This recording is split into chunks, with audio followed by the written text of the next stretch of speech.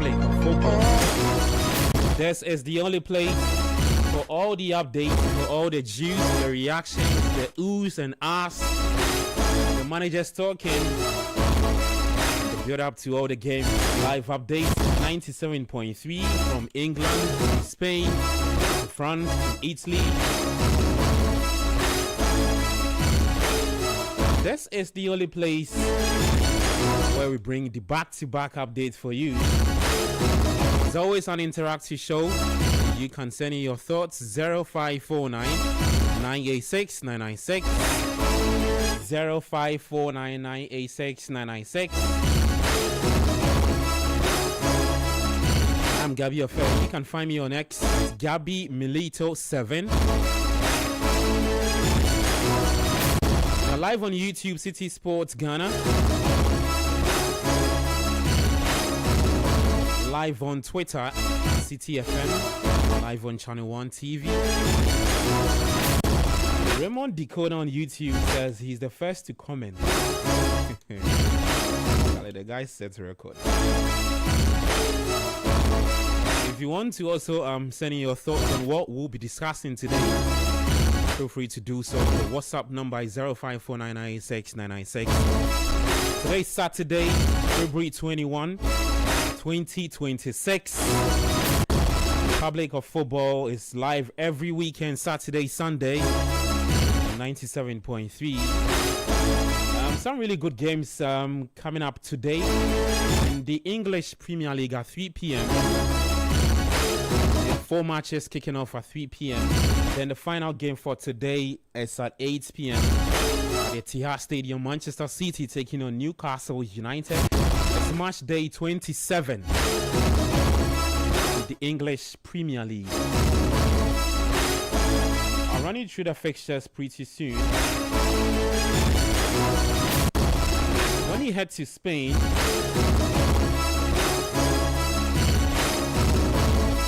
there are some good games also to look forward to. We'll get into the games a bit later.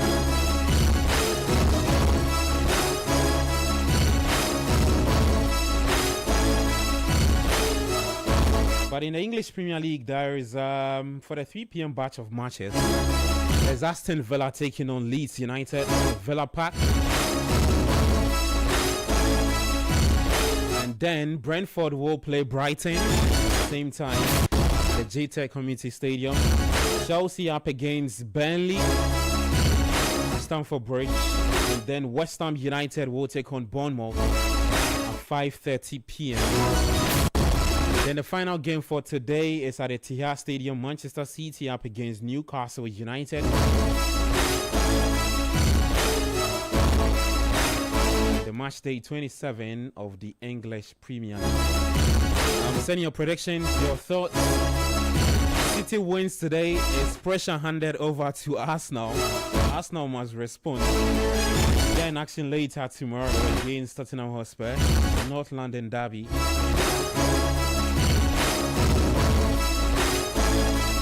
When you head to France, there's Lens taking on AS Monaco later at 4 p.m. Toulouse will take on Paris FC. Then PSG up against Metz at 5 p.m. today. In Germany, there's Bayern Munich up against Frankfurt at 2:30 p.m. FC Cologne will take on Hoffenheim. At the same time, Union Berlin up against Bayer Leverkusen. Then Wolfsburg will take on Augsburg, also at 2:30 p.m. At 5:30, there is RB Leipzig taking on Borussia Dortmund in Germany. Taking you to Italy, and Juventus are currently taking on Fabregas' Como. It's goalless in that game. Lecce will take on Inter Milan at 5 p.m. Then at 7:45 p.m. there's Cagliari against Lazio. Taking you to Spain, Real Sociedad are taking on Real Oviedo. And for Real Oviedo, this is Sibo starting today. 51 minutes played that game. Real Betis will take on Rayo Vallecano at 3:15 p.m. Then at 5:30, there is Osasuna taking on Real Madrid. Then at 8 p.m. today, Atletico Madrid will take on Espanyol. before the Spanish La Liga. A lot of fixtures to look forward to. Boys will also be busy with the slip, the paperwork, and all of that. But Kwashi, why are you smiling? Yeah, no, I know. Investors will be concerned. So. Are you part of the investors? No, just an observer for now. An observer? Yeah, an interested observer. So you give advice? No, I mean... surprisingly, a lot of people think you should know a lot about staking and slipping. I've actually had a lot of friends that they don't understand why I don't give them odds. Yeah, same thing. But for now, I'm just observing and seeing how it goes. Like I always say, football is very unpredictable. So I'd be very surprised if I was very certain that an event would play out and it didn't play out. I don't know how I would react. So I prefer to just observe and then share your thoughts on the games. Yes. Maybe the people who listen to your analysis, then they can take a cue, 1 or 2 cues from there. Yeah, exactly. Apply it to their calculations. They actually do a lot of calculations when you want to. Yeah, I mean, it's a complicated process, and there's a lot that you can add to either increase or decrease your chances of winning and all that. So, but, I always say, football is unpredictable. So. Exactly. The guys are already commenting on YouTube. I've seen Raymond Decoder. There is Danny Noplaka 6989, Patrick Lawete T3X. You guys, I hope you're doing good. Patrick says, I hope City is winning today to make the title race more interesting. Second to comments, also it says, good afternoon from Community 25. If a set piece coach is now the coach of Brentford, when can Otuado be the coach of the Black Star? Okay, I don't really get a message, but I see what you're trying to do there. But yeah, Kwachi, welcome to the show again. There's Yao Jamie. Oviedo have taken the Oviedo have taken the lead. Yes, against so it's 2-0 already. Yeah, I see. Interesting. They just scored. For me, I'm actually happy for Kwesisibo because for some time, I think before the World Cup or after the World Cup qualifies, he was not playing a lot of the games. Yeah. But when we finished wrapping up the World Cup qualifiers and went back, I think he started about the last 3 games for Real Oviedo though. So I think it's a good start for him because I think that he's part of that final 23 or 24, 25-man squad that Otuado will name heading to the USA, Canada and Mexico. I don't know what you think. Just quick thoughts. Yeah, man, I think he's definitely part of it. And I think if you compound that with the fact that, Thomas Partey hasn't also been playing. How often has Partey played this season? Yeah, he's not played a lot. He's not played a lot this season. And I think even before his coach Marcelino spoke about the fact that he was slow. Before that comment, he was not playing a lot, and I think in the last couple of games he's played about 30 minutes, I believe. So he's not seen a lot of games this season for Villarreal. So I think Kwesisibo would probably be that man to maybe step in, because if you look at the World Cup qualifiers, Otado was pairing him and Sibo in midfield. Yeah. So we need to get Partey's replacement. Yeah, welcome to the show. Yeah. Komoto have also just taken a lead against Juventus. I'm not surprised. I'm really not surprised. But guys, let's start off with the English Premier League. Aston Villa taking on Leeds United at 3 p.m. Brentford also same against Brighton. Chelsea take on Burnley. West Ham will take on Bournemouth later at 5:30, and then the City up against Newcastle United. I'll quickly run our viewers and listeners through the starting 11 for all the teams. The match is kicking off at 3 p.m. today. For Aston Villa, as a 4-2-3-1 formation for Villa, Martinez is starting a back four of Ian Matson, Town Mengs, Ezrikons, and Matikash. There is Onana and Douglas Luiz. Buendia is also starting Morgan Rogers, who I think has been Villa's best player this season. Leon Bailey is also in there, and then Oli Watkins leading attack for Aston Villa. For Leeds United, it's a 5-4-1 formation. Darlow is in post for Leeds. A back five of Goodman, Sain, Roden, Pascal Strike, Ethan Ampedu, and then Justin. They've got Aronson, Starch, Grieve, and Borgo, and then Dominic Calvert-Lewin leading the attack for Aston Villa. Unai Emery is actually unbeaten in 18 Premier League matches against promoted sides. That's one of the stats. And Villa also sit third, but ranked 12th in XG, are overperforming expected points by nearly 18. Villa also unbeaten in their last 7 meetings with Leeds United, and Morgan Rogers, he scored both goals in Villa's 2-1 win for Leeds back in November. On the part of Leeds United, they sit 15th, but rank 11th when it comes to the XG table, underperforming by 4 positions. Lucas Inmecha averages a goal every 150 minutes, the best ratio in Leeds Premier League history. And Leeds are also creating more XG than Villa this season, but sit 12 places lower. So that's some stats you can actually look forward to. For Brentford and Brighton, we'll get into the lineups a bit later. But Kwachi, just quick thoughts on Aston Villa. They'll be looking to close the point gap between themselves and Manchester City, and also keeping in mind that the win today further consolidating their position for Champions League football next season. Just quick thoughts on the lineup you've seen. I think this is probably given the injuries that they have at the moment, I'd say this is probably Villa's most efficient lineup that they can probably put out. If you look at it, it's good for them to to have, how do you call it, Buendia in the squad. Initially when he came to the team, I think he struggled a bit getting into the squad, but I think this season in particular, you've been able to see the kind of player he was, especially if you remember the player that he was when he played for Norwich City earlier in the Premier League. Other than that, I'm impressed to see Douglas Luiz back. Him moving away from Aston Villa hasn't been able to help him, unfortunately. When he was at, both Juventus and Nottingham Forest, he's a quality player, so I'm just surprised that they weren't able to get him to fit quite well. But back at Aston Villa, I think we know Unai Emery knows how to use him well. I think he fits back into a team that has been a midfield that's also been ridden a bit with injuries. So just in terms of the lineup, I think this is one of probably the best lineup. This is probably one of the best lineups that he could field. If you go back to what you were talking about the ambition, they definitely like to close the gap to Manchester City. But like you said earlier, I think they are just thrilled to be in a position where they can almost guarantee Champions League qualification.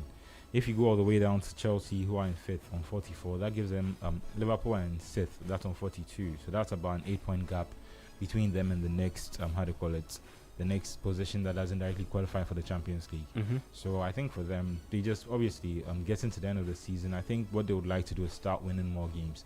If you can win about 4, 5, 6 games in the Premier League in a row, you can almost guarantee that you qualify for the Champions League. And then you can start using some of these resources for the Europa League campaign that they still have, and you can see how far they can go with that. Talk to me about Morgan Rogers. I look at his numbers this season. He's the only Villa player that has a lot of goals this season for Unai Emery, and also what Villa would be hoping to do, take one of the Champions League spots next season. Impressed with what you've seen from him so far, especially a player who I think some of these big teams are looking at him and say that given his performance this season, we might probably be looking to add him to the collection of players we've got. Oh yeah, I think he has definitely been the most impressive Villa player this season. I mean, you look at the big names in there, either through injuries or suspensions or drop off in form. You take away a lot of players from that list, and the one who has been a constant is Morgan Rogers, or has been Morgan Rogers to this point, and that's the reason why he's near lock for a place in the England national team for the upcoming World Cup, because he has been very good, and he needs to be very good because the position that he plays in is very, very competitive. And there are a lot of guys vying for that spot, and so he's had to not only show his quality, but he's had to show it on a consistent level, and that for me is the difference maker. Because when you compare him with guys like Tielemans has been very good throughout the season, but he's injured and he'll be out for quite an amount of time, so around early April.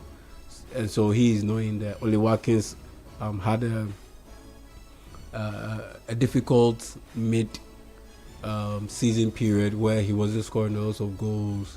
and his minutes was affected, and even his place in the England national team also came into question.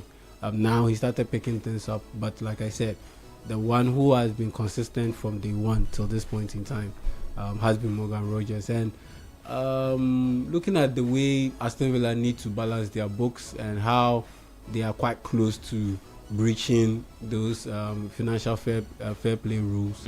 Like you mentioned, some big teams are definitely circulating around Morgan Rogers, and I won't be surprised they go in and get him. Yeah. Let's say, I don't think a club like Chelsea needs Morgan Rogers, considering they already have Enzo Fernandez who does that. There is Andre Santos who can also do that. I don't think they need a guy like Morgan Rogers. Maybe, let's see, Liverpool. Yeah, maybe Liverpool might need him. Looking at the way McAllister's form has dropped off a little bit. Yeah. So you need that guy who can be the one who drives into the box consistently. And on top of that, there's that Curtis Jones contract. Yeah, it's also up in there whether he will extend, whether he won't extend, and it's all about value. Because if you look at Curtis Jones, he is a good player, but Morgan Rogers has shown that he is on a different level, on a higher level than Curtis Jones. So do you want to invest significant money in extending Curtis Jones, or do you want to extend, or do you want to invest significant money to go out there and get Morgan Rogers? Morgan Rogers will cost you way more than investing in Curtis Jones. Yeah. But at the end of the day, if you are Liverpool and looking at the season that they've had so far, you would want to make more of the big statement that you made this off-season by shoring up your midfield and your defense, because this off-season they did well by shoring up their forward line and setting themselves up for the next 5 years with KTK and Alexander Isak, those guys, bringing in those guys, Florian Wirtz, they set themselves up for the next 5 years. Yeah.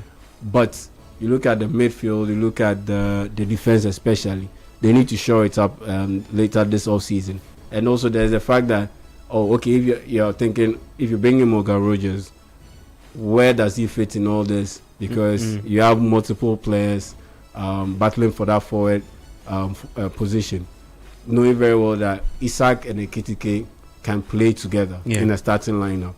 But you also have to consider that it's very clear that Federico Chiesa will leave at the end of the season, and the future of Mo Salah is also up in there. Yeah. So, if you bring in a Morgan Rogers and you shunt maybe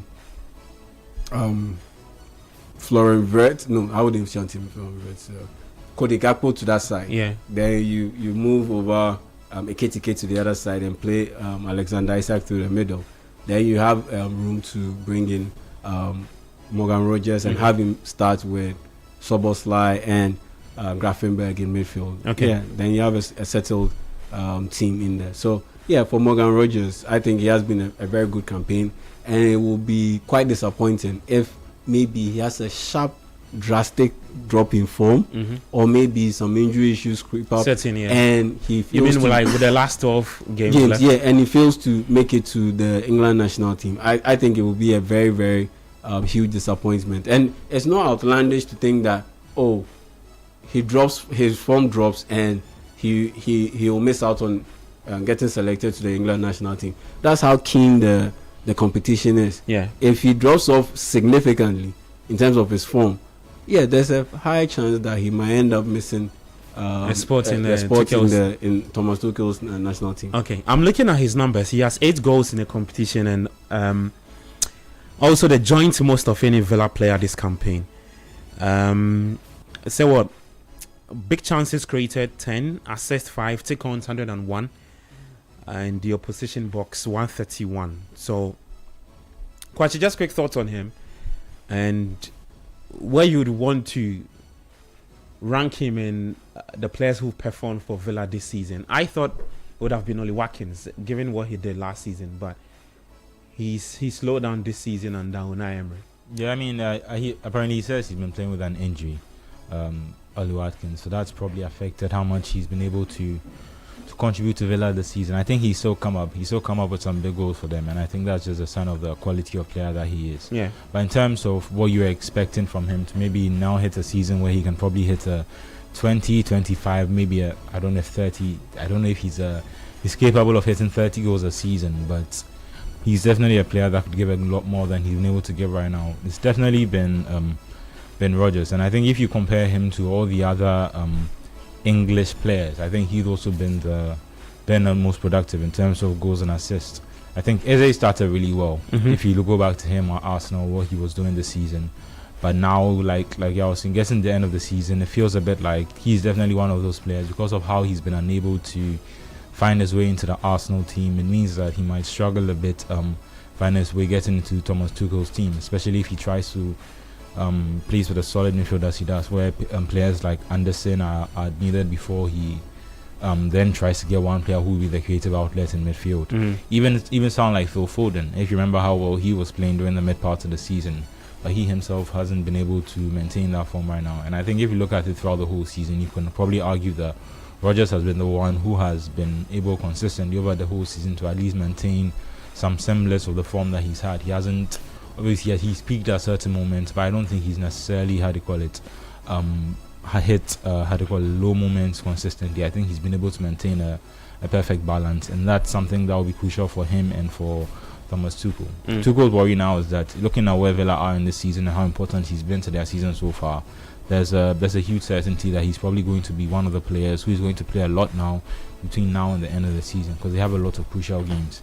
Maybe if they're able to wrap things up in the league quite well, then getting to the end of the season, he can probably then rest him a bit more and then save him for maybe the big games or games in the Europa League. But for now, for every minute that he can at least medically, I think he'll try and get him to be on the pitch, and that's where it's important that some of the other players are able to step up. I think Sancho has been okay. He hasn't been Dortmund Sancho, but he's never really been Dortmund Sancho unless he's at Dortmund. So I think if you look at his impact sometimes coming off the bench this season for Villa, I think he's been a helpful signing. It's a shame that the Harvey Elliott thing is still causing a problem, because I think he is definitely one of the players who could have definitely come in for Rodgers and given him a rest in games where he overexerts himself. But now, because of that lack of cover, it means that you have to play a lot. At least in the forward option now, he has Tammy Abraham who can come in for Ollie Watkins, and he did well getting his goal last season. I mean, getting his goal last week and getting up and running. But the thing that will be crucial for Villa this season is being able to find the backup players who can then come in and perform at the same level as the players who are starting for them and have been able to get them to this where they are so far this season. Okay. Let's talk about Leeds United real quick. They're part of the teams that are looking to avoid a drop. So Leeds together with Brighton, Spurs, and then Tottenham. That's Nottingham Forest. But Leeds do have 30 points. They've won just 2 in their last 5 games. Facing a side that is chasing Champions League football next season. Just talk to me about what you're expecting heading into this clash. A difficult task for them to go past Aston Villa. Oh yeah, it's very difficult. Particularly when you're playing at the Villa Park. Aston Villa's home ground is quite difficult. But this is not the kind of result that, let's say, if Leeds United miss out on a win, it will affect them that much, because they are doing what is expected of them in terms of to stay in the Premier League, and that is to beat the teams that they are in competition with to stay in the Premier League, and they are managing to get some impressive drawn results here and there. So yes, in their last 5 games, they've managed to get 2 wins out of 5. Yeah, it doesn't necessarily scream brilliant, but if you look at the games itself, you understand why they have such a strong momentum. Because I mean, just to support Yao's point, so if you go since December, they've only had 2 defeats. That's to Arsenal and to Newcastle, and they've had very impressive draws. They've drawn against Liverpool. They've drawn against Chelsea, Manchester United, And they've also had some really good wins, like against, like I said, Nottingham Forest and how they call it, Fulham, and teams that are around them. So they've been able to very smartly manage some vital games, and they've been hard to beat, which is what you need to be when you're a team that's trying to not get relegated. Okay, yeah. And when you look at the table, they have 30 points, and just 3 points from moving over from 15th to 13th in the Premier League. And most importantly, the point build-up. Mm-hmm. You look at the point build-up, they have 30 points, but Wolves have 10. Burnley have 18. Mm-hmm. And West Ham have 24. So 24 and 30, there's a big gap in there. 6 points, 6 big points in there. And when you look at West Ham, Nottingham Forest, the kind of games that they have lined up, they are quite difficult games. And like I said, I mean, if you are drawing 2-2 against Leeds United, against Chelsea at Stamford Bridge, and you beat Nottingham Forest by 3-1, then you have that momentum that you need to play against an Aston Villa side that could potentially be running on fumes because of all the competitions that they have been involved in up until now and the injuries that they are dealing with.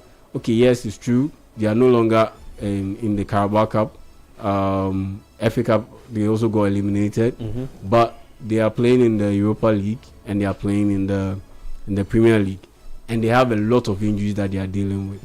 And so, with that in mind, if you are Leeds United, you can fancy your chances based on the momentum you have and the fact that you are playing against a team that has been stretched for a while. And so if they go ahead and get a draw against Aston Villa, it wouldn't surprise me. A win would surprise me. But if they go ahead and get a draw against Aston Villa, I wouldn't be surprised. Though I'm angling towards an Aston Villa win as expected. But if Leeds United manage to get a draw against Aston Villa away from home, I wouldn't be surprised. I honestly wouldn't be surprised. Okay.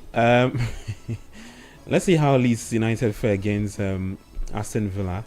Yao says you'll not be surprised to see them get a draw against Villa.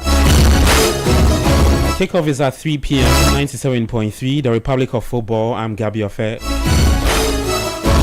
You can also join the conversation, share your thoughts with us. If you're listening to us on YouTube, you can leave your thoughts there. The other batch of 3 p.m. matches is Chelsea taking on Burnley, that team in the relegation zone. And then Brentford are also up against Brighton.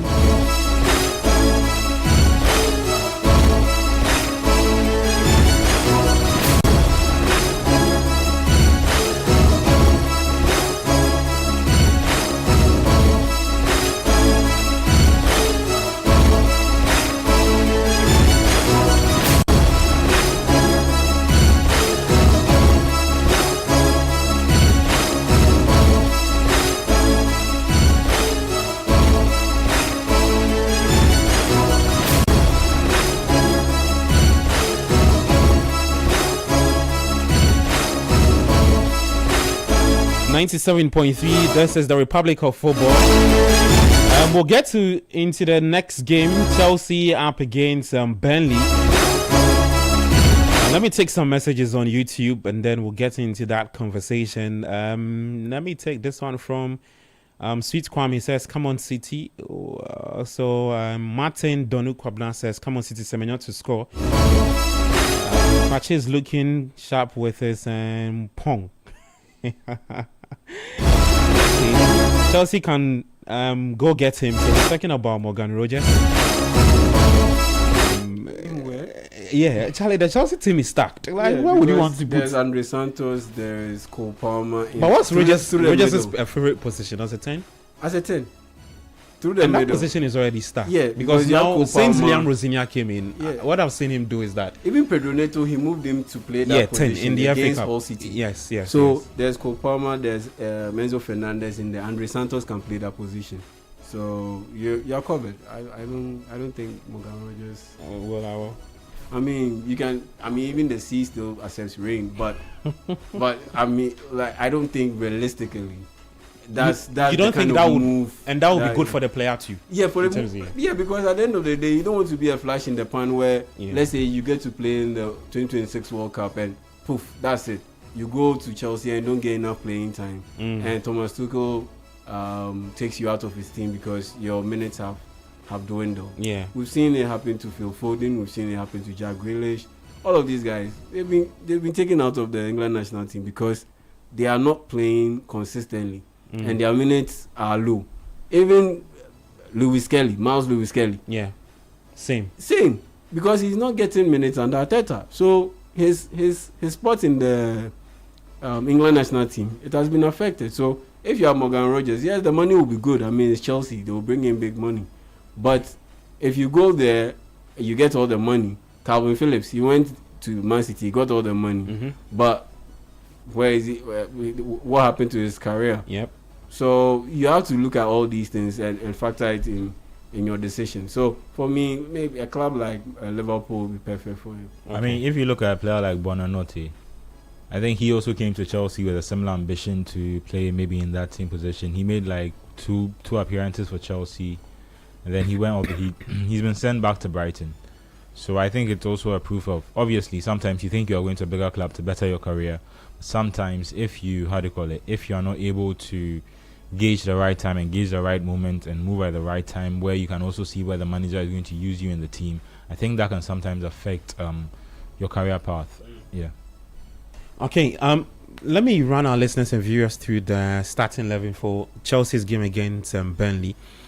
Well, Chelsea's line up in a 4-2-3-1 formation. Robert Sanchez, a back four of Reece James, Wesley Fofana, Trevor Chalobah, and then Malo Gusto. There is Santos and Moises Caicedo. Cole Palmer, Enzo Fernandez operating as a 10 today. Pedro Neto, and then João Pedro. For Burnley, they go with a back three. So Esteve, Worrell, and Laurent. Martin Dubravka is imposed. Humphreys, Hannibal, Ugochukwu, Leslie, Kyle Walker, Anthony Edwards, and Fleming leading attack for Chelsea in that game. Game is kicking off at 3 p.m. at Stamford Bridge. Liam Rosinia hoping to add some more points and also pick up one of the slots for Champions League football next season. Patrick, welcome to the show.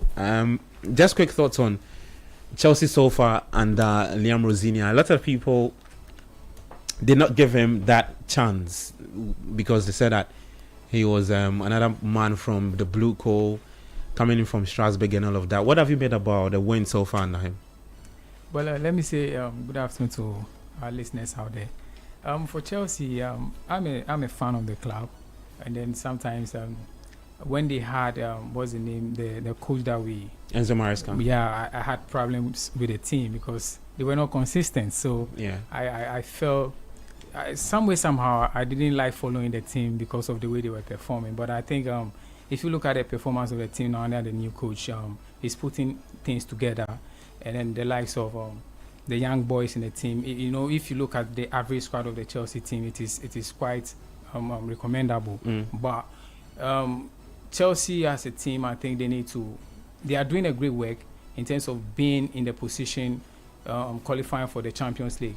So I think the coach, if you look at his style, he's also trying to be expansive in his style of football, and then he's trying to put these boys together. But the Chelsea that I see is always hinged on Cole Palmer. Yeah. If he's in good form, that is it. Without him, then the team is in the abyss. So sometimes I feel they still have to do a lot of work in terms of putting themselves up there. But currently, I'm impressed with their coach. I think we need to give him time so that we can see what he's capable of doing for the club. Because, I mean, in terms of his CV as a manager, I don't think he's gotten that kind of cloud that we've all been looking for in the likes of Jose Mourinho and co. So he's still got a lot to do. But then I feel we still have to watch him as he progresses. Currently, I think I love the way they are playing.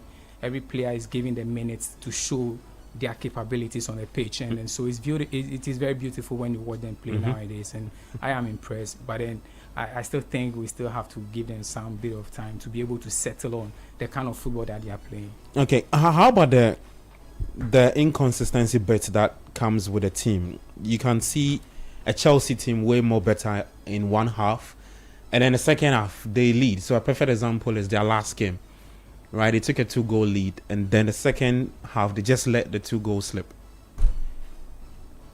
Well, you see, those situations, it boils down on experienced players.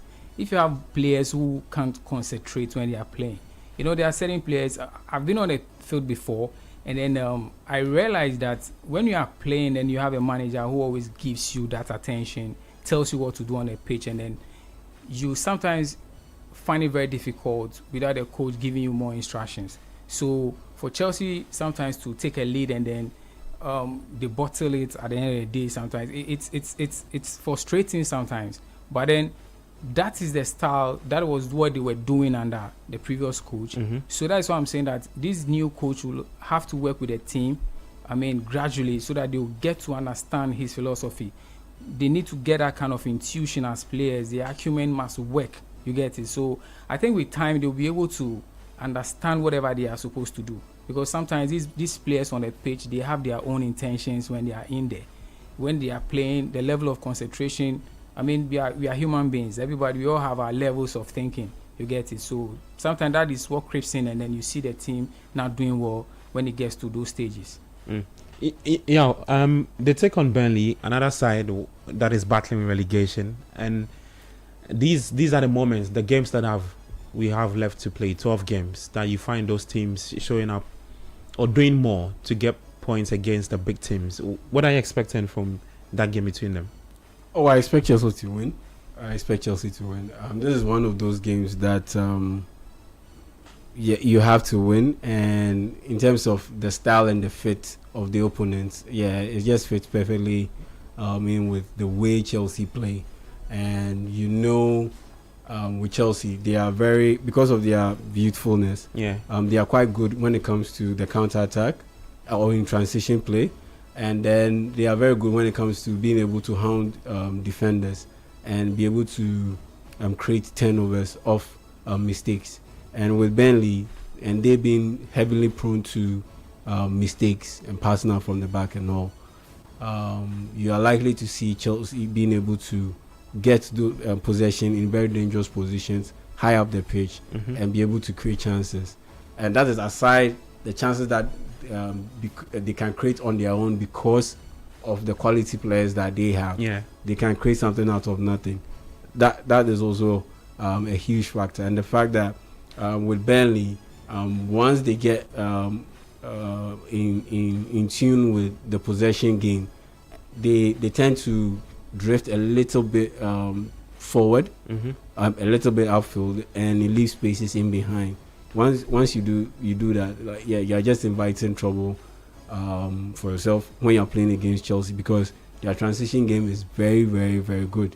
They have guys who can pick out a pass, and they have guys who are speedy enough to be able to spark into transition. And so when I look at all these factors, I definitely don't see Burnley getting past Chelsea, even getting a draw. Especially when knowing very well that Chelsea at home against a team that is quite lowly ranked in Leeds United, they took a 2-goal lead and they let it slip. I don't think this time around they will have that bit of complacency about them. So I definitely do see Chelsea beating. Do you think that the run of fixtures lineup for Chelsea ever since Liam Rosignol took charge has somehow helped?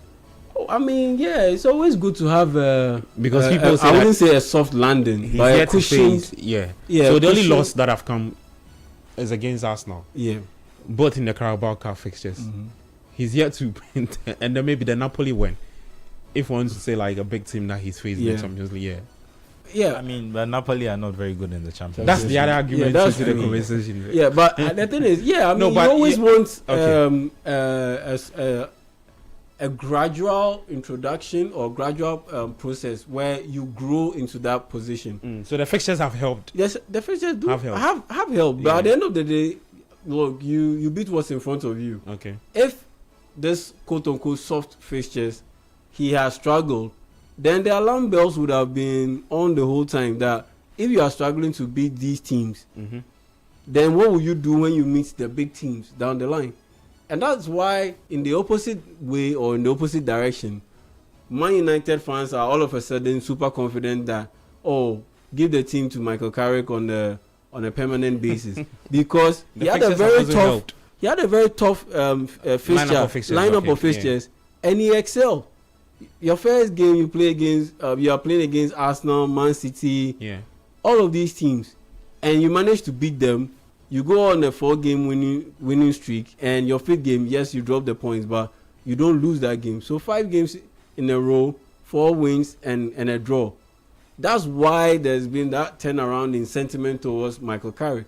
So I don't think it's a big deal when it comes to Liam roasting you, because at the end of the day, you beat what's in front of you. And if it had been the opposite, let's say they having this quote-unquote soft schedule, and they failed to win games. He has struggled in those games. Chelsea has been struggling, getting draws and losses. It would have put a lot of pressure on him. So, yeah, I think it helps. But at the end of the day, you need something like that for you to be able to get the job done and grow into that position.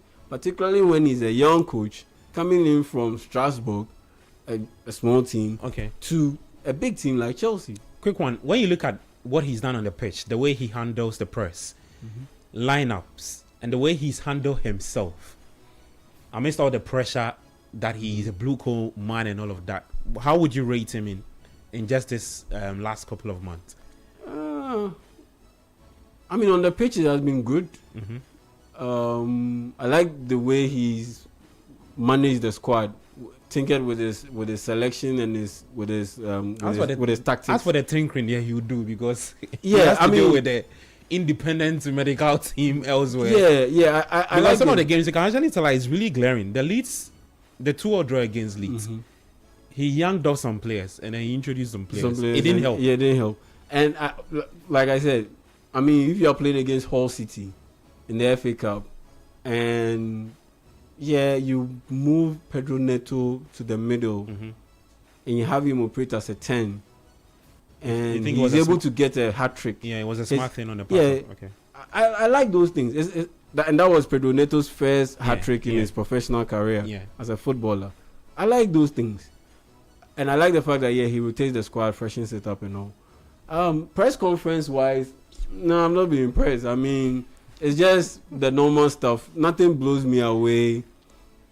I think it's just the normal. They say he talks too much.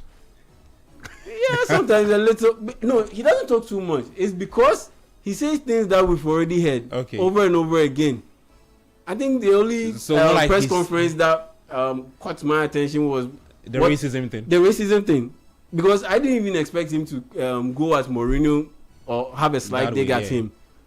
So in that sense, that caught my attention. But overall, his press conference, his demeanor on the sidelines, I think sometimes he gets a bit carried away. I mean, he's young, so these things will always show. And sometimes he looks a bit odd. Like an odd fit on the sidelines a little bit. And overall, his press conference, nothing blows me away. I mean, it's just the same old stuff that he puts out, the same verbiage that he puts out. So maybe what, 7.5 over 10?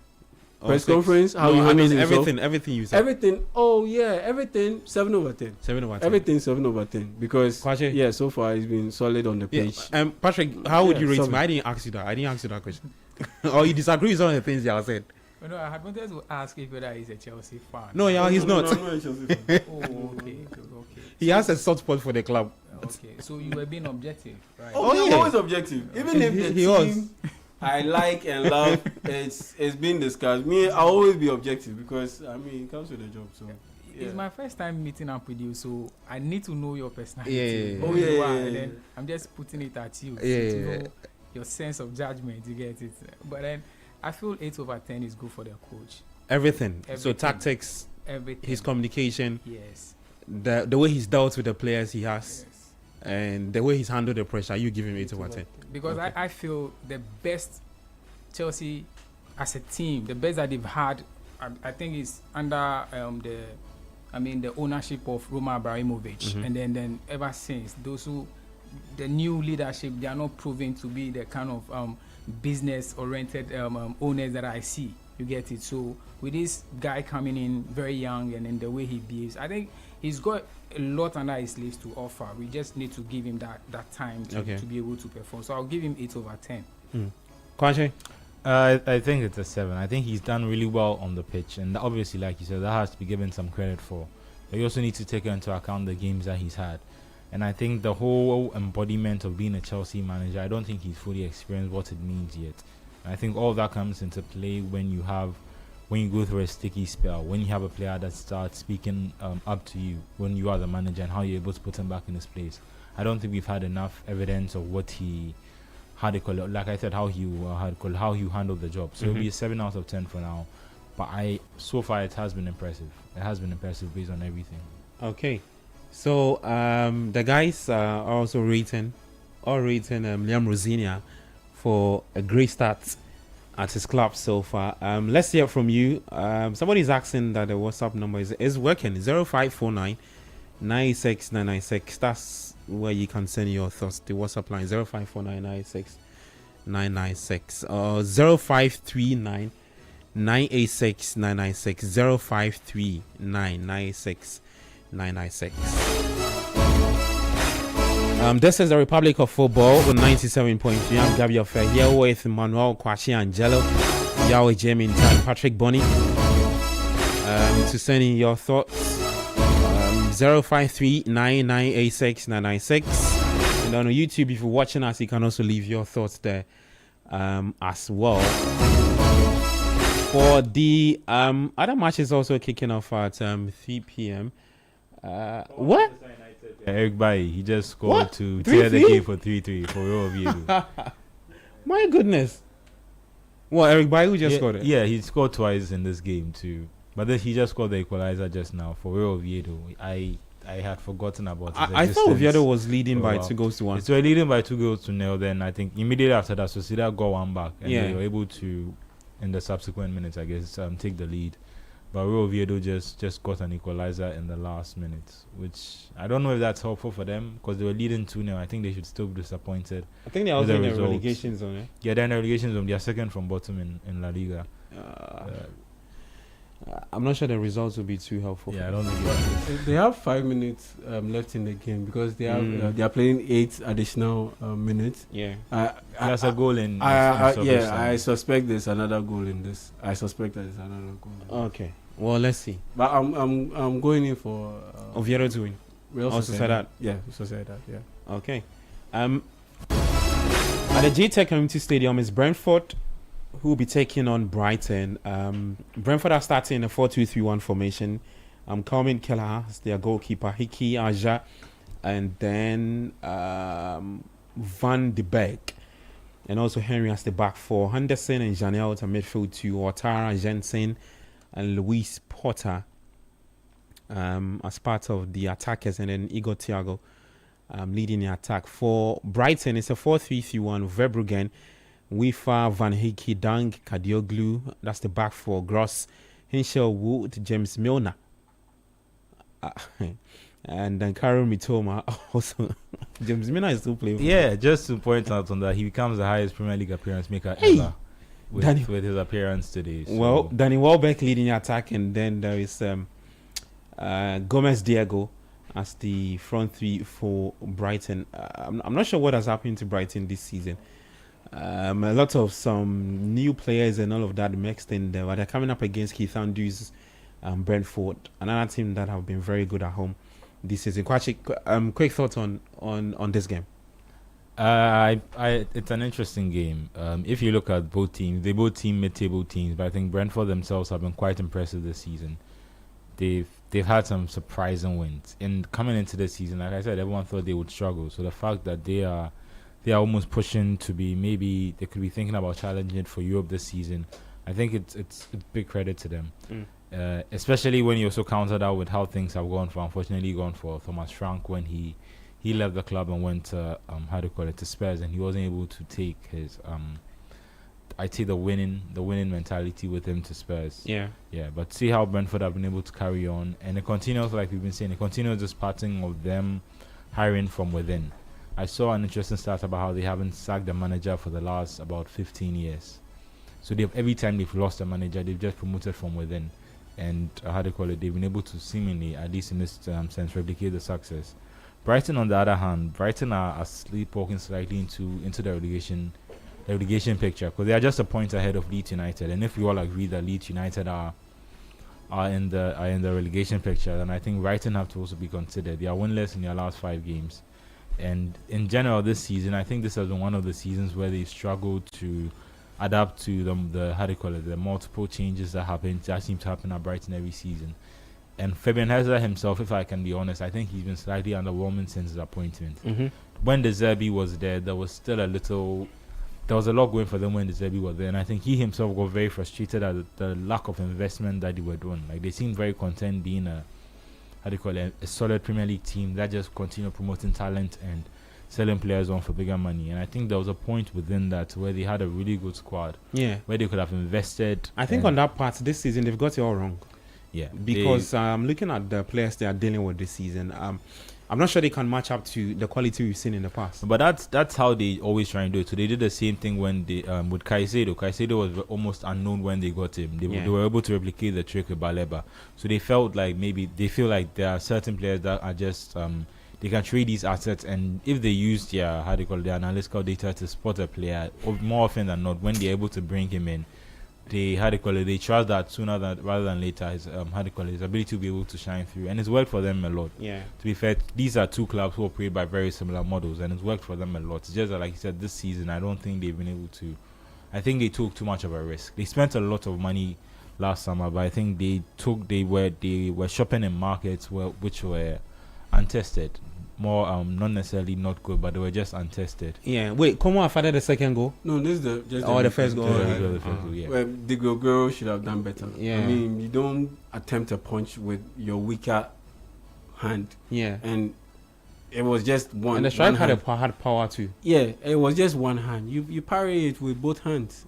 For me, very disappointing goalkeeping display from Diego Goro, especially from a guy who is one of the best in the Italian Serie A. Yeah, that for me was very disappointing. Gotcha. Yeah. So I think Brentford will look at this game as a game that they should probably win. They can continue that push for Europe. I think it will be very interesting to see Brentford, especially as a club in Europe.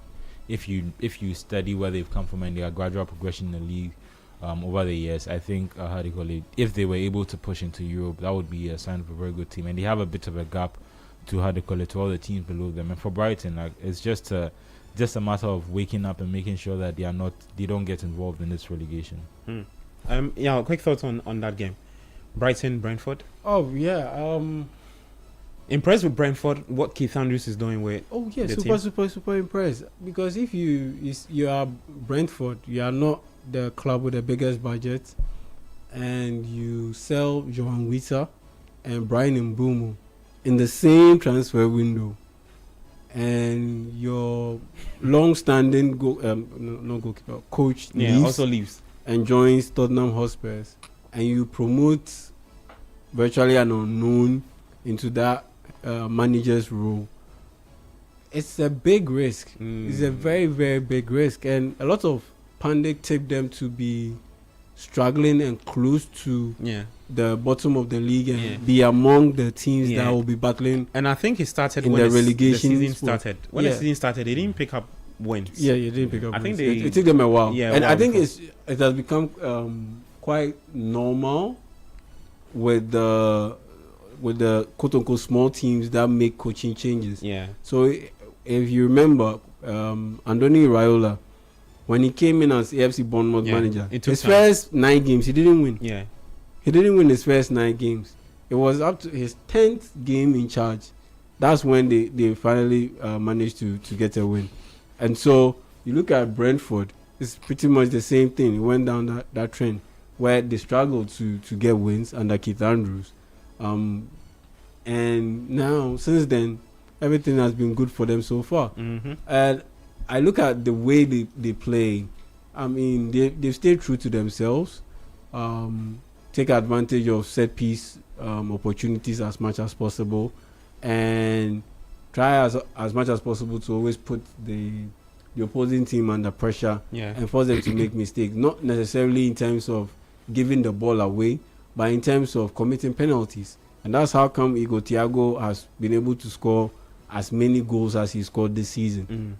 Quite a number of them have come from the penalty spot. And so they are doing the simple things right. That's how I see it. They are doing the simple things right. And they've been able to marshal the team around those things and made it as simple as possible to be able to get goals and get the wins. But for Brighton and Hove Albion, I think, yes, the data has come to a point where it is failing them. And the talent is quite difficult to evaluate now than before. Because, and this is a trend that happens, the conveyor belt, at some point, it will dry up, not necessarily completely, but those can't miss talents. It will be quite difficult to get them. To spot them.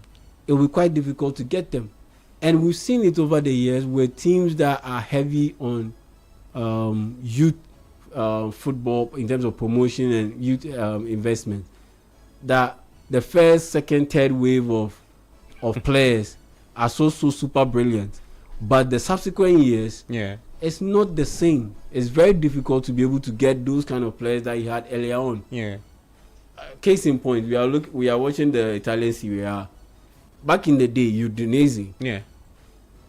Immense talent. Every top talent that you had in world football came from Udinese. About 80% of them. Alexis Sanchez, Suleiman Tariz, Kojo Asama, all of those guys. But now, is it the same? No, it's not the same. It has dried out a little bit. They still have some good players in there, but it's dried out a little bit.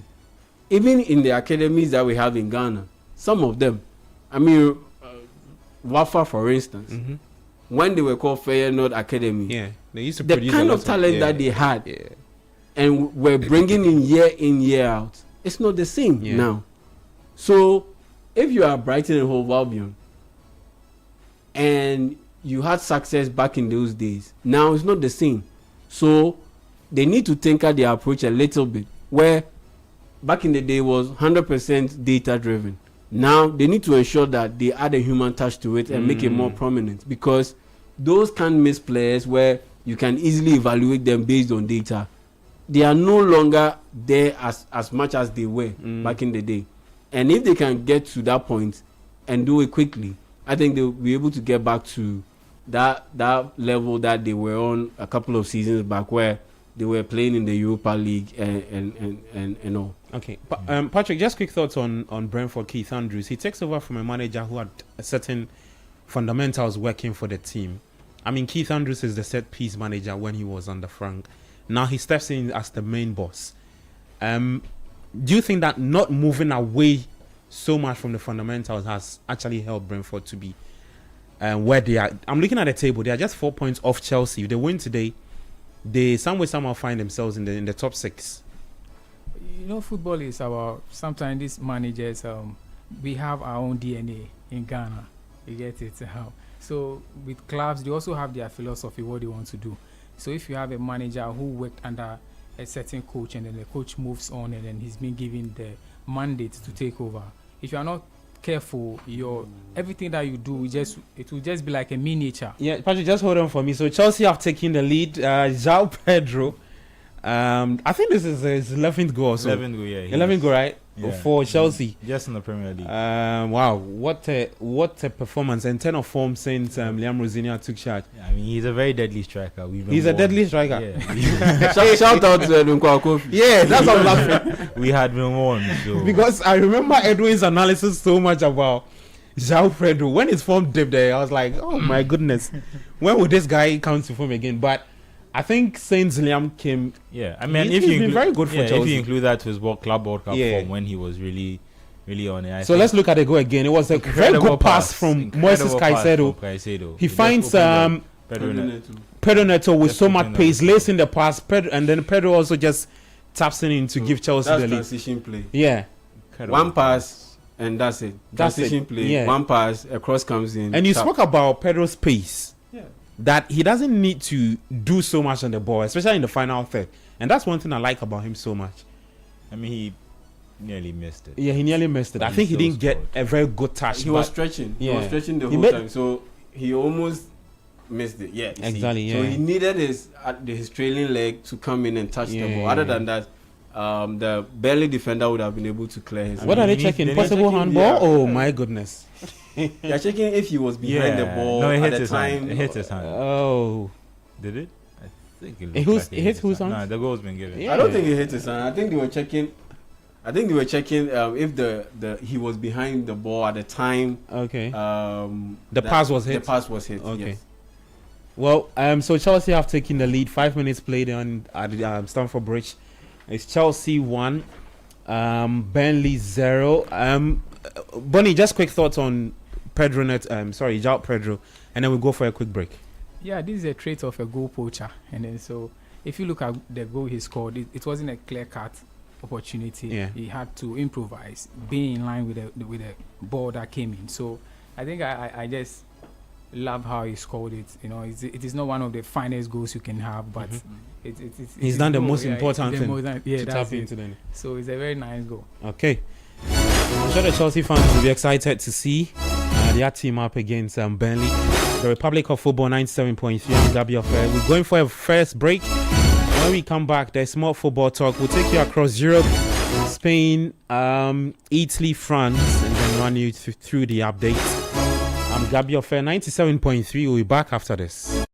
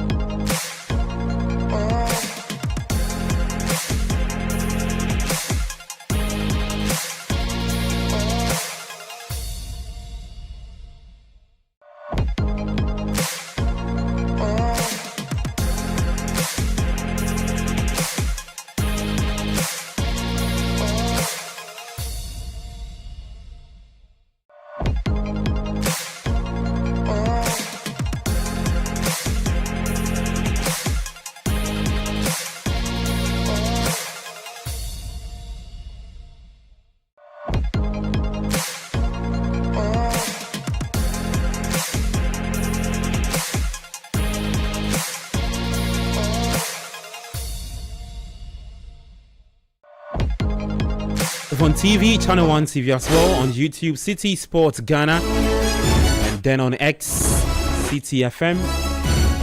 I'm Gabi Affair in studio with Manuel, Angelo Kwache, Yao Jaminta, Kobe Mensah, and also Patrick Bonny. You can also send your thoughts 0539 986 996 0539 986 996. That's the WhatsApp line. So send us your thoughts on that number.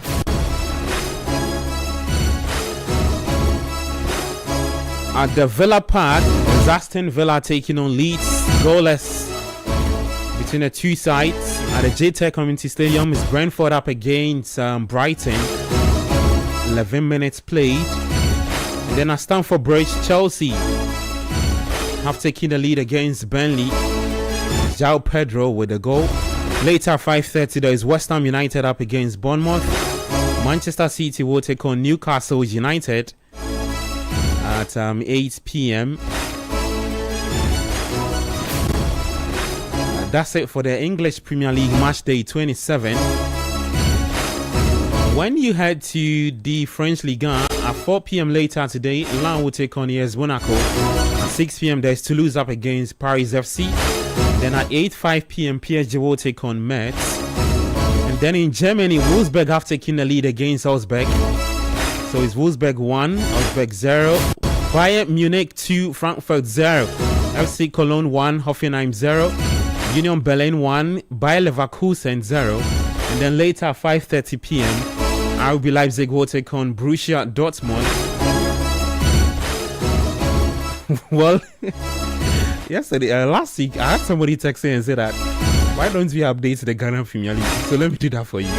Vision FC are taking on Leeds United. It's goalless in that game. And then when you head to the Italian Serie A, Como do have a lead against Juventus, 49 minutes played. As for what Sir Fabregas is doing with Como, yeah, I really admire. Lecce will take on Inter Milan later at 5 p.m. today. And then the final game in the Italian Serie A is Cagliari up against Lazio. When you head to Spain, Real Oviedo, they are taking on Real Sociedad. Okay, that game has ended. It's 3-all. And then at 3:15 p.m., Betis will take on Rayo Vallecano. At 5:30 p.m., Osasuna up against Real Madrid. And then Atletico Madrid will take on Espanyol later today at 8 p.m.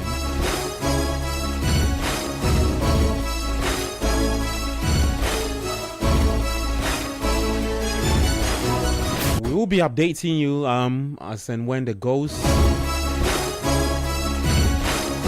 do pop up, but Chelsea do have a 1-goal lead against Burnley.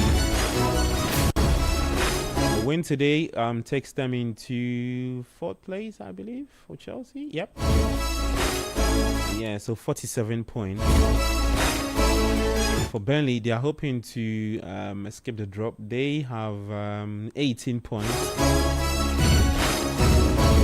I think Burnley will go back to the championship. I agree fully. Because what Skopaka is doing with the team there, Charlie. But Governor, just quick thoughts on Parker and Burnley. The last time, which team did he take back to? He's done with Fulham. He's done with. I mean, no, he did at Fulham and he was sacked before he could do it with Bournemouth. That's when Raiola came. Charlie, the record is no good. So this will be his 3rd team that he's gotten them promoted and from the Championship to the Premier League and taking them back again. To the again, he was sacked, so I don't think it's fair to put all the Bournemouth are still up, so okay. Yeah, so it's but can I just quick thoughts on Parker? I think he's fallen into that same category of championship coaches who carry their teams from the championship to the Premier League. And the common thread that flows through them is that they are the best in the championship. So they take that more or less free-flowing football from the championship to the PL. But then in the PL, you are starting from the bottom. So you are the best in the championship, but you are the worst in the Prem. So instead of trying to be more compact, trying to be more pragmatic in your tactics. You open up and you play, and Yeah. the Premier League teams play through you, and there's nothing you can do. Get you punished. I mean, the only exception is Company, who even though Bendy still got relegated, Yeah. he got a big job at Bayern, but I don't think that's going to happen for Scott. And it's a good point. It's a good point he raised. Just quick, I was watching Coventry City today under Frank Lampard. Yeah. You know, they're also playing very good football. I was paying attention to the way they were putting the passes together, and it looks very nice, all expansive and that thing. But you can't play that same style of football when you get promoted, especially when you don't really do Premier League quality signings. Yes. And then you come and you stick with the same personnel you've used in the Championship, and you're expecting that same personnel delivers in the Premier League, because the quality is different. Exactly. Yeah, but wouldn't you contrast that with Daniel Farker and what he's doing at Leeds right now? So Well- this is also his third time around. He's Yeah. come twice with Norwich, and he hasn't been able to get them to the Premier League. This time around, if you look at the team that he's built, like we've pointed out, he's been able to separate the games into different parts, been able to win the games that he can win. He's able to be solid against some of the big teams. And if you look at some of the signings that they added now, they look really smart. So someone like Calvert-Lewin, he's almost be on 10 goals in the season. I think he had a run where he scored in about 5 teams. Lucas Imecha was with them in the Championship, right? Yeah, he Yes, was, then- but he was. I think at that time he was still a Man City player, and Yeah. now he's signed completely. So I think if you look at the way they've been able to manage their squad and adding certain new players to the squad, and their squad was already good the last time they were up. Just like with Nonto, when they went down, they made sure that they didn't sell him and they were able to keep him, so that the next time they came back into the Premier League, they were able to make an impact. And I think it's just about having a long-term vision. That's why I'm impressed with what Burnley is doing, and with them sticking with Scott Parker this far. Yeah. Because most teams would have got rid of the manager and tried to try to bring another manager that would have been able to keep them up. But the fact that they are sticking with Scott Parker means that maybe they're looking ahead into the future to when they go down next season, because he's probably the best person to bring them up. If he's a specialist in winning promotion now, he's probably the best person who can get them promoted up next season. And maybe by then he has more experience from being in the Premier League, and then he can then use that experience to help them stay in the Premier League the next time they are up. Yeah. Okay. Yeah. I'm laughing because someone is misbehaving on YouTube. The person said that Shiny Brother 3 has dropped. Yeah, I mean, Kobe didn't have this look back in the day. Yeah, I just mean, trying something he's been new. out for a while. Okay. Then, so when he came in, I was even shocked. Like, when did you lose your hairline? Bro, welcome to the club. People on YouTube, I guess. Yeah, I mean, this is a collection of Shiny Brothers. I mean, I just didn't see we that are coming. illuminating the studio. They pay so so much it's attention fine. to everything we do. But yeah, come Yeah, down. but for me, I think Yeah. it's all about adaptation. And Daniel Farker, for instance, he has adapted. Okay. So when he first came up with Norwich, we saw how he was playing, very front foot football. But now he's altered it a little bit, and he's balancing it, front foot football against the teams that he can play. I think the experience he had prior has So helped. that's what I'm saying. The Yeah. adaptation. Yeah. Against the teams that he's played.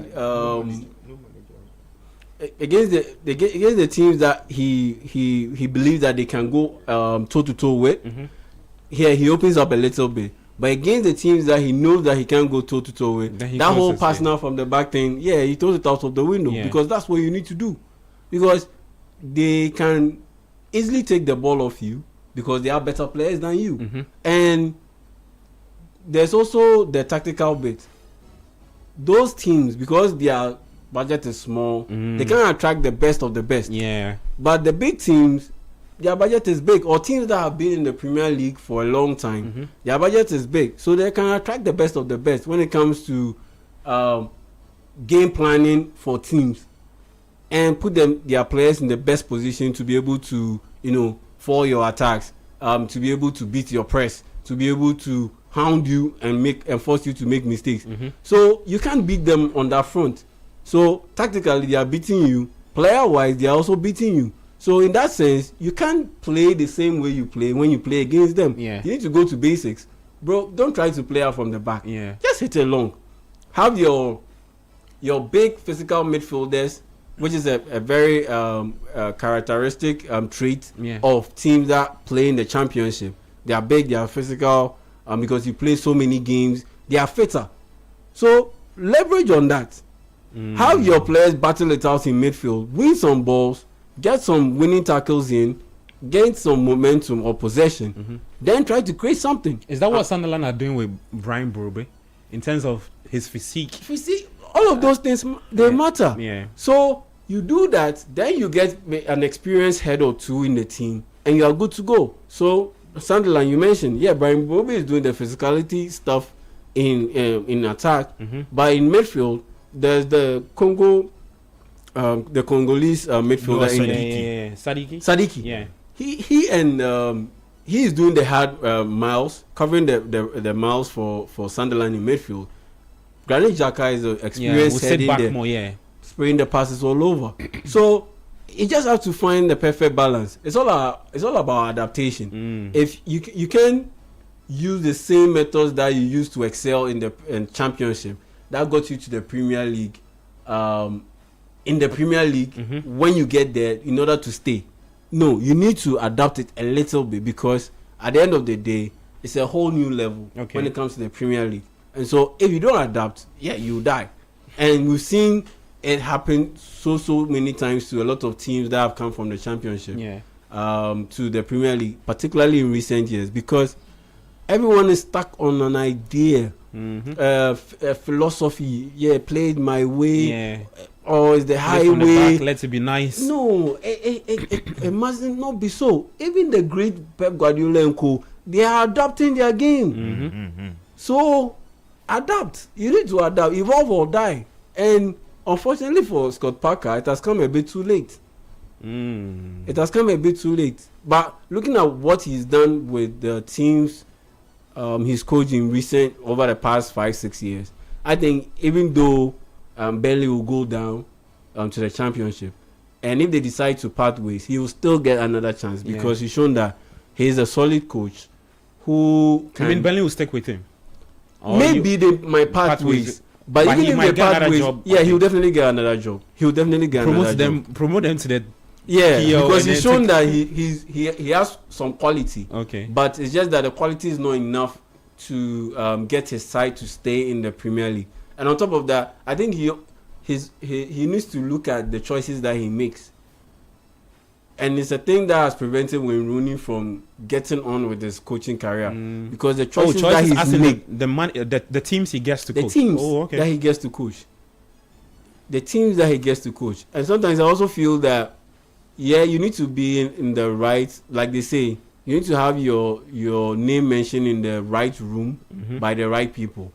So if you associate yourself with certain people, it gives you leverage. Because there's no way Vincent Kompany is getting that Bayern Munich job if he was not an assistant for Pep Guardiola, or he's not playing under Pep Guardiola. Proper recommendation. There is no way he's getting that job, because Pep coached at Bayern Munich, and he showed that he has his team play like Bayern Munich. So even with lesser talent, they're able to play very good football. I think that's a good point to make, because they didn't have top level quality, so they couldn't finish off the moves that they made in order to score goals and win games. So Bayern saw it, and they realized that there's the potential in there, and already he's one of Pep Guardiola's trusted men. So he puts why don't you just him? Why don't you just go in for him? And so I think that Scott Parker, that's what he needs to do. Maybe go join, who is a veteran coach?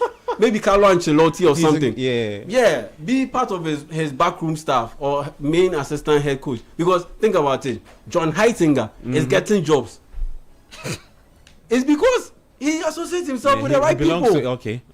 And I think I don't know if my memory serves me right about Desto, but when Chelsea were appointing Maresca, I was about to point out Maresca benefited from there was a story even, like even that they spoke to Pep, and then Pep put in a word about you see, the job he can do, it works. And that's why Chelsea put in the faith and then hide him. That's how it works. And now Kwachi is mentioning Arsenal when they went to get would have Arteta. not got the Arsenal job if he had not been associated with Guardiola. Yes, under Pep Guardiola. The team's easy now, but at that time no one knew Arteta. He had never worked. You get it. So I think Scott Parker, he needs to make the right choice, but the right choice in terms of team selection, it will only come when he associates himself with the right people.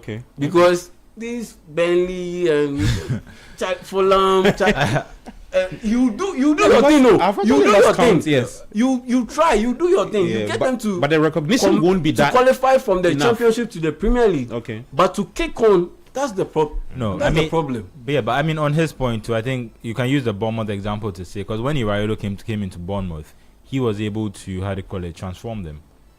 When compared to when Scott Parker was there, and just to give him credits, last season when they were coming from the Championship, Burnley's whole thing was built on defensive solidity. They conceded, I think, 15 goals throughout the whole campaign. I remember I said it in this same studio that thing, it won't hold. It will never hold. True. I didn't think it would transform to the Premier League, but I think he in particular, he didn't necessarily come to be overly expansive. He came with a bit of solidity. He just didn't have the quality that was backed up.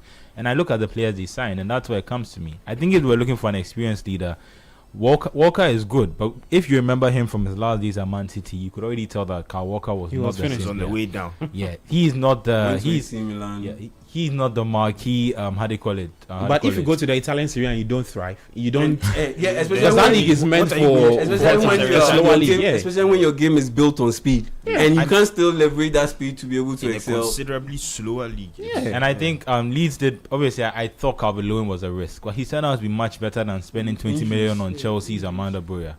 Broya has never, beyond one short spell, I don't remember if that was at Chelsea, he's never proven himself as a top striker. That guy. If I remember right, he has about 1 goal in the last 40 games, Premier League games. He's not a top level striker. And if you go through the signings that they made, I think Sunderland made probably really good signings, Leeds too. But I don't like some of the signings that Burnley made. They were a Premier League club, so we have to sign Premier League quality players or Premier League ready players. And they invested money in certain they wasted some of the money that they got, spent over 100 million. But if you look at some of the players that they signed, they are not of a quality that are going to help you avoid relegation. But just on the team thing, I think it's just a matter of how you're able to coach the team. That's why I use the example of Bournemouth, and I want to also use Lampard too, because when Lampard did really well at Leeds too. But Lampard too, you could argue that some of his career choices beyond Chelsea haven't always necessarily been the best. And Coventry too was a risk when he's okay. Obviously, they had done well under the previous coach, but they were not a team that were guaranteed to be at the top of the Championship, pushing to come back to the Premier League. Like the Championship itself is quite unpredictable, because if you look at Luton themselves, they suffered back-to-back relegations. If you look at the Championship right now, Leicester in the relegation zone. Leicester, who 5 seasons ago were a top 5 Premier League team, are now battling relegation in the Championship. And I think that sometimes the coaches, like I was saying, they need to adapt properly, because sometimes when you come to the Premier League, it's an entirely different competition from what it was in the Championship, especially when you look at the level of teams that you are competing against. There's a sort of like balance in the Championship where it's almost like the quality within every team the level of quality is much closer to everyone else, so it can give you a false impression of how you would play if you came back to the Premier League. And I think you see that sometimes with some of the teams and the signings they make, and how they end up realizing that even though they thought they were prepared before the season came, now that the season started, they realize that they are not at a level to compete in the Premier League. Okay. Well, guys, Como have added a second goal against Juventus. Patrick, just a quick word on what they are doing under Fabregas. I think they probably might end up clinching one of the places in Europe next season, maybe Conference League. Well, for me, I think I love Fabregas, because a young man who spent most of his season in England. I mean, his developing years, formative years, he was with Arsenal, isn't it? Yeah. Yes. So going to Italy, where he didn't even play football, but he went in there and he understands the Italian football very well. And then he's using a team like Como to, beat big teams and then settle score with Juventus and those kind of things. I am surprised in terms of what he's doing. But then I just don't want to put him in that web in terms of young coaches who are coming out, because we saw Alonso do the magic in Germany and then moves to a bigger team, and then we saw him floundering. So we just have to. I think he's doing a great job in Italy, and as he's a good leader. When he was playing, he was a very good leader, and I think that's what he's also giving to the boys out there in Italy. And then I love his style of football, very creative on the pitch. When he was playing, he was a midfielder. So you can see that kind of leadership traits he's inculcated into his boys when they are playing. The fact that they are able to stand their grounds against Juventus, leading by 2-0, for me, I'm impressed with his style and everything at the moment. He can guide Como to Conference League football next season? I wouldn't be I surprised. listened to Thierry Henry speak this past week. You know, he has stakes in the club, and then he spoke about. They asked him about if he saw this coming. He said no, he didn't. He actually did not see this coming. He probably maybe settled for. They should just escape the drop. Yeah, mid-table, something of that. But now they somehow find themselves in qualifying for Europe next season. Surprised with that. Yeah, look, Spanish players who tend to become coaches are very good. You get it. And we were speaking about what's the name? Scott Parker. Yeah. The last time, look at the English Premier League. The prominence the league has gained is due to foreign coaches coming into England. You get it. So you look at Pep Guardiola, Arsene Wenger and co. They came into the English Premier League, transformed it. But when you look at the English managers, the last time, if my memory serves me right, I think 1993 were about Leeds United. When they won, it was an English manager. No English manager has won the Premier League. that's before it's 10 years. Yes. You get it. Yeah. So if we are talking about English managers, I think they are not in the picture. In terms of football development, even look at the national team itself, they are not performing. You get it. So for me, for Fabregas, I love the fact that Spanish players tend to become good coaches, and that is what I like. And most of them too are midfielders who now become coaches. So that kind of leadership role given to them. If you are a midfielder, you are the anchor of everything. You see, so since you are the anchor of the team, you dictate the pace of the game. You read the game very well. So when you become a manager, that's the same thing that you do. You expect your players to do. You get it. You give them the right advice in terms of defensive wise, attacking third also, you do the same. And that is what he's doing with Como. And I am impressed with him. And he's not that kind of manager you go into the market and then he's going to pick points and then say, I want Fabregas. But he's doing the basics right. And then that is what is giving him the name. And I am surprised at the moment. And I'm hoping that he'll build upon this momentum, leverage on it, and get to that level that we all expect of a good manager. Yeah. Okay.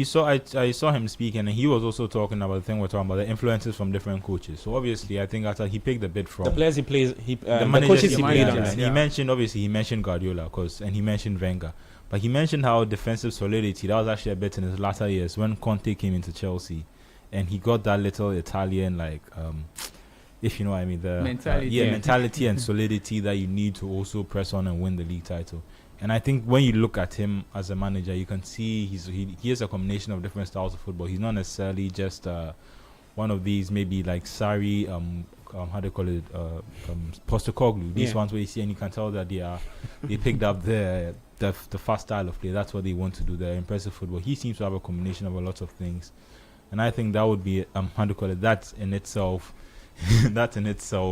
is what's going to help him become solid. What I'm worried about is if we keep talking about this season, the struggle between a head coach and a manager, the struggle between a head coach and a manager, where he is what now. A goal from Leeds United! Oh my goodness! Starts with a free kick, giving Leeds United the lead against Aston Villa. Clean hit. The goalkeeper had no chance. Martinez, he's sleeping in the post. I'm sure he was expecting a cross.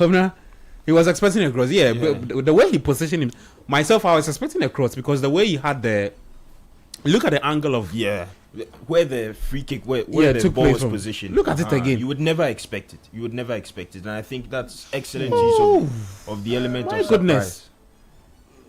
And did he trick the goalkeeper by raising his arms? Yes. Normally players do that to show where exactly. I mean, he plays it so well that I don't think the deception would have. Would have made a difference. Martinez for a goalkeeper. I think his timing was wrong. It wasn't even right in the. He should have done better. He should have done better. Because free kicks beat goalkeepers all the time, but this is not the kind of free kick. This is not the kind of free kick to beat a goalkeeper like Emiliano Martinez. Nah, I don't think. But let's give Stack. Yeah, all the credits. It's a good free kick, but from that distance against Emiliano Martinez, no. But I get the point I'm making though. Nah, against Emiliano Martinez. But the truth, like you said, he was expecting a cross. If he had been just like 2 steps to the left, it was Mohamed Kamara of Kotoko, fine. But no. Shout out Kamara. Nah, you see, he's disappointed with himself. That camera is on him. You see, that's what I always say. I think Stash actually they saved them by And I think he plays raising it his really hands. well. Yeah. Because a lot of goalkeepers will think that as you raise your hands, you are either looping across for somebody to head. Yeah. But I think it was a brilliant take from Yeah, him. you see, there are some instances where a goalkeeper makes a save and he isn't given the credit because the striker was expected to score. It's the same situation in this one. I won't necessarily give Stark the credit because it was the save Emiliano Martinez was expected to make. Okay. From that distance, you get beat like that, and for a goalkeeper of his ilk, a goalkeeper who won what, the Golden Glove at the Ballon d'Or. Twice or something. Yeah, you're being But the to get thing beat is, like that, you're being hard on Martinez. the thing is, for a free kick like that, apart from when you are expecting a cross, his teammates were expecting the cross, his opponents were expecting the cross. As a goalkeeper, from the first contact of the ball, you tend to give yourself, a margin for error. So you tend to go flat-footed. You are waiting for the ball to move before you move.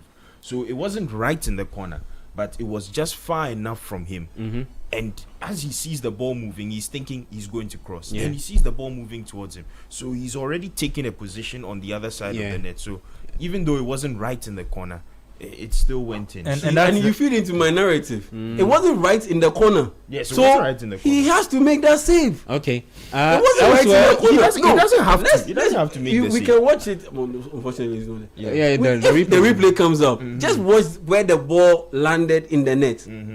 It wasn't right in the corner where you say it's impossible for any goalkeeper to. It wasn't a Declan Rice free kick last season. Actually picked The UEFA Champions League I semi-final. think if you had picked seen us. it, you saw it when it was in normal time, not when it was in slow motion. In because normal time, I saw it. And I think you'd have been critical of him if it had been a cross and he hadn't been able to had a collect out to the ball. Does that make sense? So he can't win in either situation. He has to be both prepared for the cross and be prepared for the shot. I think if you look at his positioning, he leaned a little bit too much to the wall. to the left. Yes. Okay. To You him. mean He leaned Martinez? to Martinez. To Martinez. It's not first part why I'm saying that. I falling wouldn't. but the no, thing no, is no. that So the relying on expectation the is that wall the because cross the is way coming he in. positioned himself, Yeah. he's relying on the wall, thinking that it will be across from Starch. Yes. But it's like I said, it's far out. Yeah. So you can't rely on the wall. Okay. So you have to position yourself in a situation in a way that you make yourself ready. Palmer was 1-on-1. You make yourself missed it. ready Yeah. to save a cross when it comes in, and you make yourself ready to make a save if the player attempts to go direct with a free kick. And like Kobe said, it not end up in the top corner of the net. No, it didn't. It was not in the top corner of the net. So if it's not in the top corner of the net, and he had all that time to move across the line, and Martinez is not, Should let's have done say, better. Ike Casillas' height. He's a big guy. Yeah. And for him not to have been able to make that save, no. Okay. I'll put that down on goalkeeping. Let me Error. see. Yeah. I'll need not error, but I'll say Just he not living misjudgment. Yeah. he not living up to expectation, Okay. especially a goalkeeper with this kind of profile. Yeah, well, I think your expectations are a bit too And on top of that, and even what makes it even worse is it's not like it's a David Beckham or Juninho or Neymar. Actually, It's no, Stark. at this It's point, Stark. it's the worst. Now you don't want to give him his. Was a well See, just give the guy his flowers. Even At this point, you are trying to take all the credit away It was from a him. very if you well look struck at- free kick. Yeah. You see, if it's an elite player who plays that free but he kick, can be yeah, elite. fine. It's not about It's about It's not about elite Fair enough. player. Fair enough. Fair enough. Stark. It's not about Fair elite enough. player. Fair enough. Anybody. Guys, elsewhere, Brighton have also taken the lead against Brentford. Yes. Shocking. Kobe? Not really. Not really, okay. Not really. Not really. Brighton are a team. 38-minute play, though. I mean, the issue is that seeing games to the end. But in terms of scoring goals, Yeah, they will do that. Not at all. I don't have an issue with Brighton scoring goals. Okay. At Stamford Bridge is still Chelsea 1, Burnley 0. Cole Palmer had a chance that he could have made it 2 for Chelsea before, but he didn't get. Yeah, it was 1-on-1. I think Yeah. he played the ball straight down at the keeper, but he was under pressure from the defender. But I think for a player of Cole Palmer's quality and the expectations we have of him, I think he should have put the ball in the back of the net. But for one-on-one chances, one thing I don't really like about how modern players approach them. Back in the day, strikers actually used to go around the goalkeeper with one, but now they want to, play it past or play it through the legs or chip it. I like the Mbappe technique where you I think trying to see. so. Like they go with power. Yes. Back in the days, you prefer the power one than No, me, I just like, trying to pass the ball into the back of the net. Try and make it as certain as possible. When you are in front of the goal, just try and go around him. Make it No, as but simple I've for seen a lot yourself of players as also go around the keeper and miss, and I think that's more embarrassing than missing a I mean- normal shot. I mean, it's much more likely to score. I think the going around the keeper and missing. I mean, those are things that we see in YouTube compilations of world's worst misses or something like that. But apart from that, I think people should the modern striker should be doing that. focused. Yes. Guys, let's talk about. I'm looking at Chelsea's lineup, right? So on the left, Liam Rosinia goes with Pedro Neto, and then on the right, he's playing Cole Palmer. But Chelsea have got wingers in Garnacho. And Garnacho. Is no, that the first? we need to talk about him. that you But mentioned? let me start off Garnacho. with you. What's happening? Because I don't get this thing. in When the he was last- at United, he was one of the Yeah. most promising young because players in the last Promise. he He was was promising exactly. for like He promising. never promised. And promising for how long? No, He's but as the plateaued. same United fans, as soon as he's left United, No, now no, he's no, no. He Before was he terrible left. before he left. Exactly. Yeah. Before he No, left. but when he no, he didn't even have any. No, he was a promising lad, but his career has plateaued. It hasn't gone up. It has plateaued, Yes. flattened. So this is The same. this is No, his career. what's Garnacho now and what Garnacho 3 seasons ago? was No difference. It's same, yeah. But Patrick, let me start off with you. Is it worrying that since Liam came in the last 6 or 5 games that he's played, he's not played in more? I think the only game he played was the FA Cup when he started, and he missed a couple of chances. So this is a Palmer one-on-one. Young them off, okay. Young them off, and then ever since he stuck with Pedro Neto and then Cole Palmer. If there was even one game he used Enzo Fernandez on the wings. You see, coaches sometimes they want to improvise, and then when they try you one time and it's not working, they need to do something else. And if you look at Chelsea, you go into that team, there are a lot of black players there, and then I keep saying this to my friends, and if you have a team where you can have as many as 15 black players, then you need to work your way into that team. You get my point. Garnacho, when he was with Manchester United, we all saw the form in terms of Manchester United, how they were performing in the league. They were struggling here and there. And so moving to Chelsea, this is where you come and meet another group of players, young players that are bought for the future. So you need to compete for the position. You get it? Yeah. And that is what is confronting the young man. And then he's struggling. And if you look at the kind of lineup Chelsea is using now, they are performing. So you need to play more than your weight. You need to do much to get into the team, and that is where he has to go back to. I mean, the roots, and then he's an Argentine. Roots again? Yeah, he's an Argentine. So he needs to go. He needs to learn. Because How old is Garnacho now? 20 what? Let me check and see. yeah, I don't Be think about he's that you will old. be more than 22. He's He's still a quite very young, young and guy. the way everyone has given up on him immediately, I just find that very surprising. No, I think if let's say if the day is going to be good, you 21. from the morning. 21 The gentleman, years. Garnacho the is gentleman, 21 he hasn't years. shown us anything. When does he turn 22? He turns 22 in March. March. No, So sorry, you- July. July. So he Yeah. was born in 2005, Yeah, 2004. No, Yeah, so and- he turns 22 in And you July. see, the thing is that hearing that, you think it's unjustified for us to say his career has plateaued. Some people would This think is- you're resentful No, but- Man United fans. No, You no, see, the you thing can is understand that- why I mean- people would say that because No, it's the I'm a attitude. United supporter. yeah, It's the what I'm saying, attitude. yeah. He's And then you are- even if you you are- take that attitude out, Yes. he's not even okay. So he has attitude, but he's even backing it with performances. Not He's at even all. consistent. No, Not at all. Yeah. He- If you have attitude and you are performing, I nobody don't have cares. a problem. Yeah, with nobody them. will talk about See, that. they will tolerate you as long as you deliver. Yeah. As long as you deliver, they will tolerate you. But as long as you don't deliver and you have an attitude too, or bad attitude, oh yeah, you'll be kicked out of the place. Shout outs to Edwin Kwakofi. That's his favorite player. Yeah, you'll be kicked out. And a lot of people, because okay, you get criticized. Okay, you get benched in the Europa League final. You don't start the Europa League final. Yeah. You come in, you have 20 good minutes plus additional time. You don't do anything exceptional, but you still go ahead and criticize the coach for benching you. Wasn't he your highest scoring player in the competition? Yeah, but in the lead up to the competition, you weren't performing. So if you start off the bench why do you complain? Especially when you had significant time to be able to make an impact, and you didn't. Then you proceed to social media and be tweeting stuff, saying all of those things.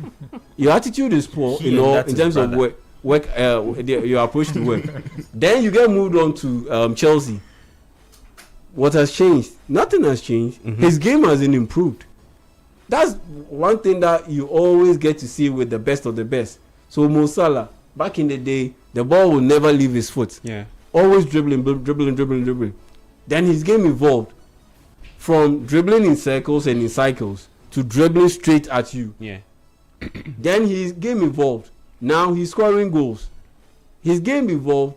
He's not just scoring goals because he's cutting in like the way Bukayo Saka has turned into a one-trick pony, but he cuts in and he deceives you by making you believe that he's going to attempt the shot. Then he moves inside. He moves outside again onto his weaker foot, and this time around, he either goes for a surprise shot attempt or he dinks the ball into the box. Someone scores. He gets an assist. That's the reason why he was able to get the top goal scorer and the top assist award in the same year.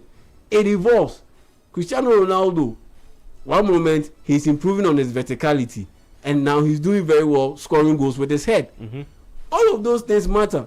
But if your game doesn't evolve, and one, you are not the fastest player. Your ability to beat one-on-one is next to bang on average. You are not strong enough. So even if you beat your man and you don't have the pace to get in front of him and you don't have the strength to hold him off, then how are you going to win your duels? Yeah. Well, especially as a winger. Yeah, hold on for me. Dan Welbeck has added a second goal for Brighton. Wow, that's a shock. So it's Brighton 2, Brentford 0 at the JTech Community Stadium. So for me, Garnacho, I'm not surprised that he's still not been able to kick on from that promising start that he had at Manchester United, because his game hasn't changed, and on top of that, he has a bad attitude. But hammering on that same Garnacho point, I just want to talk about the last full-length game I watched him play. Maresca was still the manager. It was Chelsea versus Newcastle. And one thing I noticed about him for the period of time that he played was he's a very unintelligent footballer. And I say this with all respect, because you can be lacking in physical attributes. You don't need to be the fastest. You don't even need to be the most skillful. You need to be a Thomas Muller. Yes. So once you can read a certain situation, you are looking around. One Matter has technique. Okay. Yes. Bernardo Silva has technique. Okay. Yes. But someone like Thomas Muller, you see how he plays. It's so unorthodox. It looks all over the place. But very rough. Very rough. Very. Okay. It's not the nicest thing to watch. It's not the nicest thing to watch. But he, because of his intellect, he's able to position himself in the right place, to find himself in the right place at the right time and score goals or make passes. But for Garnacho, the problem is he will get into the place where he can cross or have a shot, but then his shot selection, the decision of whether to shoot or whether to cross, the sort of passes that he makes, you realize that not much thought goes into what he's doing. So he's just passing the ball. Exactly. When the ball goes, you can see he's running. He's going at full tilt. He It's gets a professional the ball. footballer. But I've seen what Kamna is talking about. No, honestly, he gets I've seen the him ball a couple of times. Yeah, he's and just then passing the ball. You can see that when he gets the ball, he's now beginning to think of what to do. But at this point in time, the thought must happen before the ball comes. So when he gets the ball, he's now considering his options, and he always picks the wrong one. So that's why he's not performing, and he's looking very bad. Because at United, when you are a kid, when you come into the first team at age 17, there are certain things that can be forgiven. You can make a bad pass here and there. We'll consider you. It all started with all of these young kids coming through, Marcus Rashford and all that. But at a point in time, people will start expecting a certain level of performance. And even though, yes, he's still young at 21, but if you come in with that level of ego, with that level of bravado, we are expecting a certain level of performance. Back it up. And he hasn't given it to us. He hasn't given it to United. He's certainly not giving it to Chelsea. So I don't know what team he will go to. I don't know what his level is. I saw. And on top of that, he being Argentine also helps. It gives him some kind of a gloss that once you're a Brazilian, once you're an Argentine, you are good. A lot of these guys benefit from it. Because, trust me, Garnacho, there are several players in the Ghana Premier League who are better than Garnacho. He's not, and this isn't even an insult. This is an astute observation. One of the nicest he's goals, unintelligent. One of the nicest goals The I overhead have. kick. Yes. The one If you are not intelligent, listen. Listen. Improvise finish. Improvise finish. No. So this is to counter. Yes. Okay. Yes. Please go ahead. If you are not intelligent to even read the pace of the ball, to go up high and then score such a goal. Look, from where I sit, every player in the English Premier League playing for either Chelsea, Manchester, or Arsenal, these are great guys. We're sitting here. We want to go to another level. And these guys are there. Look, you said he's 21 years. 21 years. And what he's doing, for me, it is good for me. You're okay with what you're saying? Oh, I mean, I think. If you were a Chelsea fan. No, I'm a Chelsea fan. And this is. I'm not saying I'm not totally, okay with his style of football. But to label him not to be intelligent, that's why you disagree. No, I disagree with that. No, it's football intelligence. He's not saying that he's not an intelligent individual. But it's football intelligence. But when he was with you, Manchester United, you were touting him to be. That is when he started. Marcus Rashford's football intelligence has improved ever since he moved to Barcelona. Football is about qualitative and quantitative, isn't it? We are listening. So look at Emiliano Martinez's position. Look at his position. No, I think the positioning was wrong. Yeah, looking at it again, even the steps to get to where the ball is. You see, that is why it is football. Yeah, football is about intelligence. Whatever you are thinking, I'm also thinking. If I'm able to think smarter, if whatever I do, if I'm able to beat you, then I'm intelligent. You get it? So the fact that these guys are on the pitch, look, Garnacho might not be doing well with Chelsea or whatever it is, but following football and what I've seen, the domestic league, you did mention some players in the Ghana Premier, blah, blah, blah. Look, we follow the Ghana Premier League I grew up in Tema. You don't think there's anybody better than him? What we have here is the raw, whatever, the talent. I mean, that's just, he's making an excellent point. Look, I understand if Garnacho has been underwhelming. You can look at other Chelsea players let me ask Bonnie one quick question. Chelsea have got Garnacho and they've got Gittins. Right? Yeah.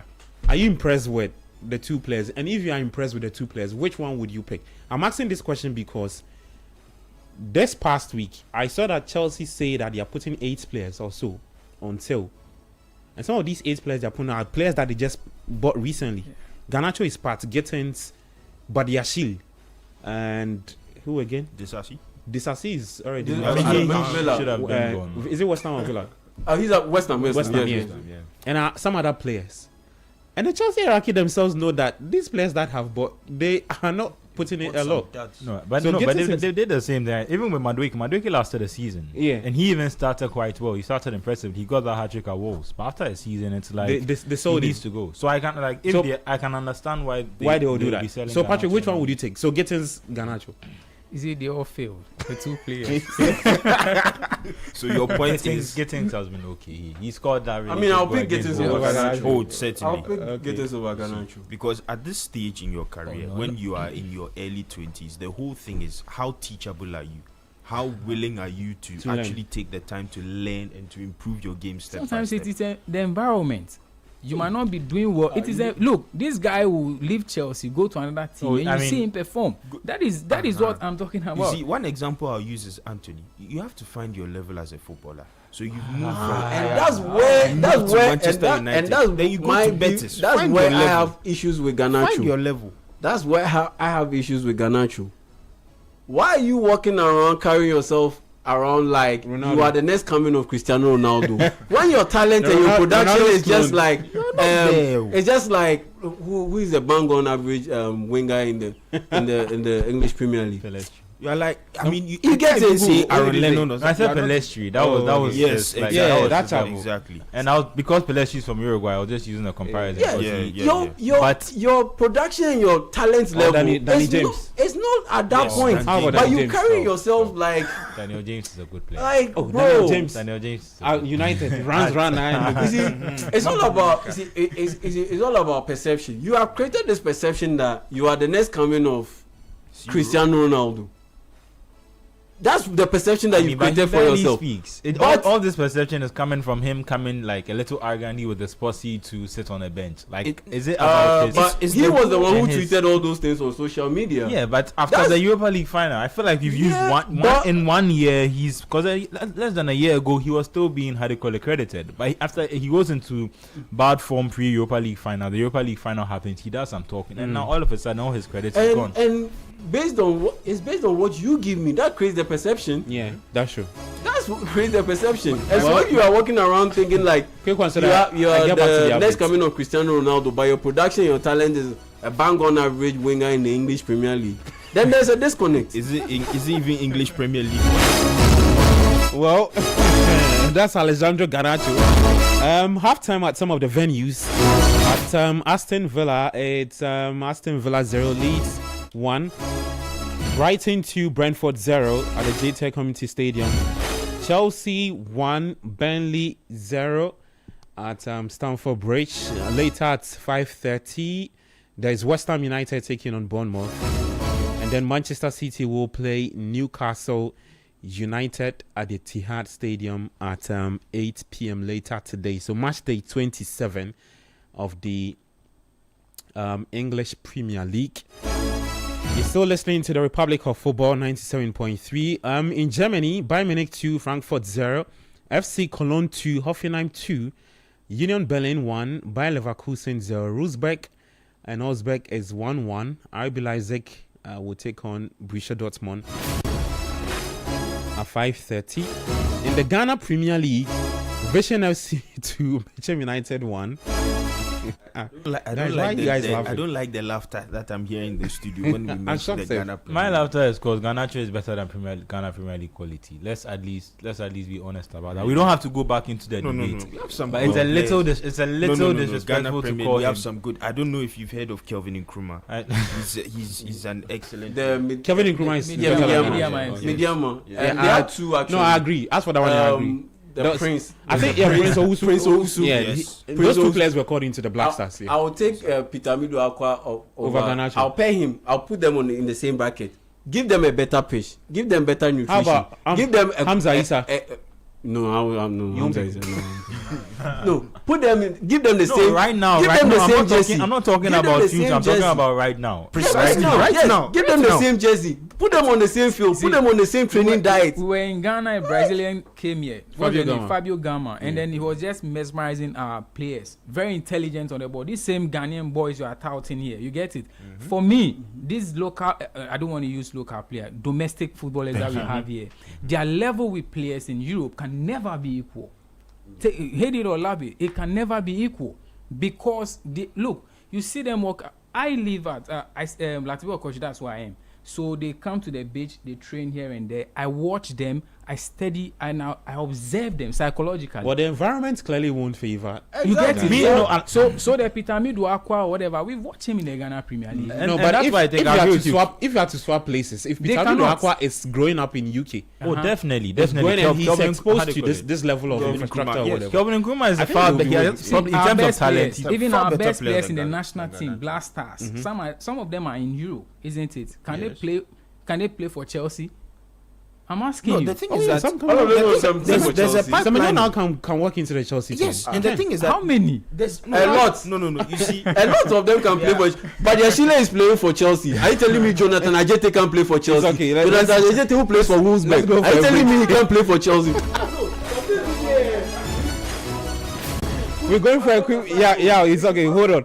We're going for a quick break. When we come, He's spoken with Enimado yeah. consistently, and what has he said? That sometimes the passport favors Yes, some of these some of these players, clubs. Doctor, I've forgotten his name. He used to host but Metro TV. Enes Scranton. Enes Scranton. Yes. When he came to the studio, Yeah, what did he that's say? true. Yeah. That sometimes because of the passports and the connotations that come with it, that's why we don't necessarily rate our Or we players give credence to and we some give players, credence to yeah, Argentine some- players and Brazilian players. That means you are taking away all the training and all the work that's gone into making Garnacho Yeah. the player that he is. Yes. And I agree with you. If Yeah. Kelvin Nkrumah had gone through that training, he'd be a far better Yes, player than and Garnacho. look at it But this that's way. not- look at From a Garnacho. raw talent standpoint, are you telling me that Garnacho is better than Kelvin Nkrumah Not or at Prince all. Owusu? See, From a raw talent It's about standpoint, probability. What you are saying here is probability. It is not cast in stone that they will go there or they will be there and perform. No. no, but everyone, it's not cast a in stone. I'm hypothetical- saying it's a that hypothetical from, situation. from a raw talent standpoint, we are not saying that, as soon as they go, they will immediately be a success. No, that's not what we are saying. We are saying that all things being equal, if you are rating Prince Owusu, Kelvin Nkrumah, Peter Amiduakwa, Hubert Jehu, all these young guys in there, from a raw talent standpoint, I will put them in the same bracket as Garnacho. The only difference is that Garnacho is wearing a better jersey. He's playing in a better stadium. He's getting proper training, getting proper nutrition, and the level of coaching that he's getting is way better than what these guys are getting over here. And even with all those top stuff that he's getting, what is his production? Okay. Let's go for our second break. When we come back, the studio is on heat. I'll run you through the scores and then we'll do some more football talk. The Republic of Football live on 97.3, live on YouTube, City Sports Ghana, City FM X. Also, we're live there. You can leave your thoughts. We'll be back after this break.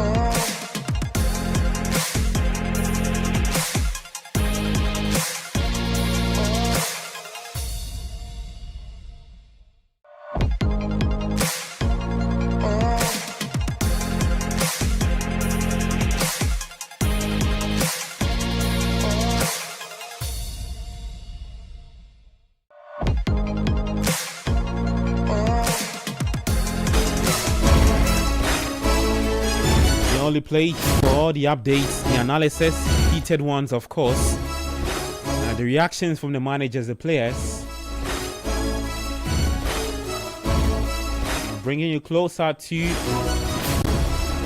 your favorite teams. This is the only place to listen to every Saturday, Sunday. 053996 053996. That's the WhatsApp text line. Later 4:30, phone lines activated, so you can call us on 054996 Later at 4:30 p.m. Let me just run you through the fixtures and the scores, just in case you're driving, you're not watching the games, or you don't have lights. You're listening to, through your phone. Maybe you've done some paperwork too as well, and you want to know how the scores is going. This is the place to listen to every Saturday, Sunday. So let's start off from France. Well, Lens have taken a lead against AS Monaco. Later at 6 p.m. there is Toulouse up against Paris FC. PSG will take on Metz at 8:05 p.m. When you go to Germany, Bayern Munich 3, Frankfurt 0. Vincent Company is cooking. FC Cologne 2, Hoffenheim 2, Union Berlin 1, Bayer Leverkusen 0. Wolfsburg have also taken the lead against Osberg. There's a Ghanaian who plays for Wolfsburg. He signed not too long. Jonas Adjeti, yes. Dennis, can you check for me if he's starting? Let's see if he's in the starting 11. He's not. When he went, he's not played any game so far. Okay, today he's on the bench. It looks like. Okay, yeah, he's on the bench. He's on the If Cosina Darabio can play for Chelsea. Jonas Adjeti definitely can play for Chelsea. Okay. That's for y'all. Charlie. Oh, bro. Oh, no. But real. No, I get you. That's a solid point to make. Disasi play for Chelsea. That's for Disasi there. He sounds too much. Disasi play for Chelsea. Actually, see, a passport, he's French. So passport will give you a glow. Just swap countries and we are good. Later 5:30 today, RB Leipzig will be taking on Borussia Dortmund. And then in the Italian Serie A, Como, they beat Juventus by 2-0. 5 p.m. there is Inter taking on Lecce. And then at 7:45 p.m. Cagliari will take on Lazio. For the Dutch Eredivisie, PSV up against Heerenveen. Breda, that's where three Black Stars players are there. Kamal Soa, Denis Odoi, there will be an action later today against FC Volendam. Ajax will take on Nijmegen in that game at 8 p.m. In Spain, Real Sociedad and Real Oviedo played out a 3-0 draw. Betis are taking on Rayo Vallecano is 1-0 in that game. Osasuna will take on Real Madrid later today at 5:30 p.m. Atletico Madrid taking on Espanyol at 8 p.m. Let's head to the French League. The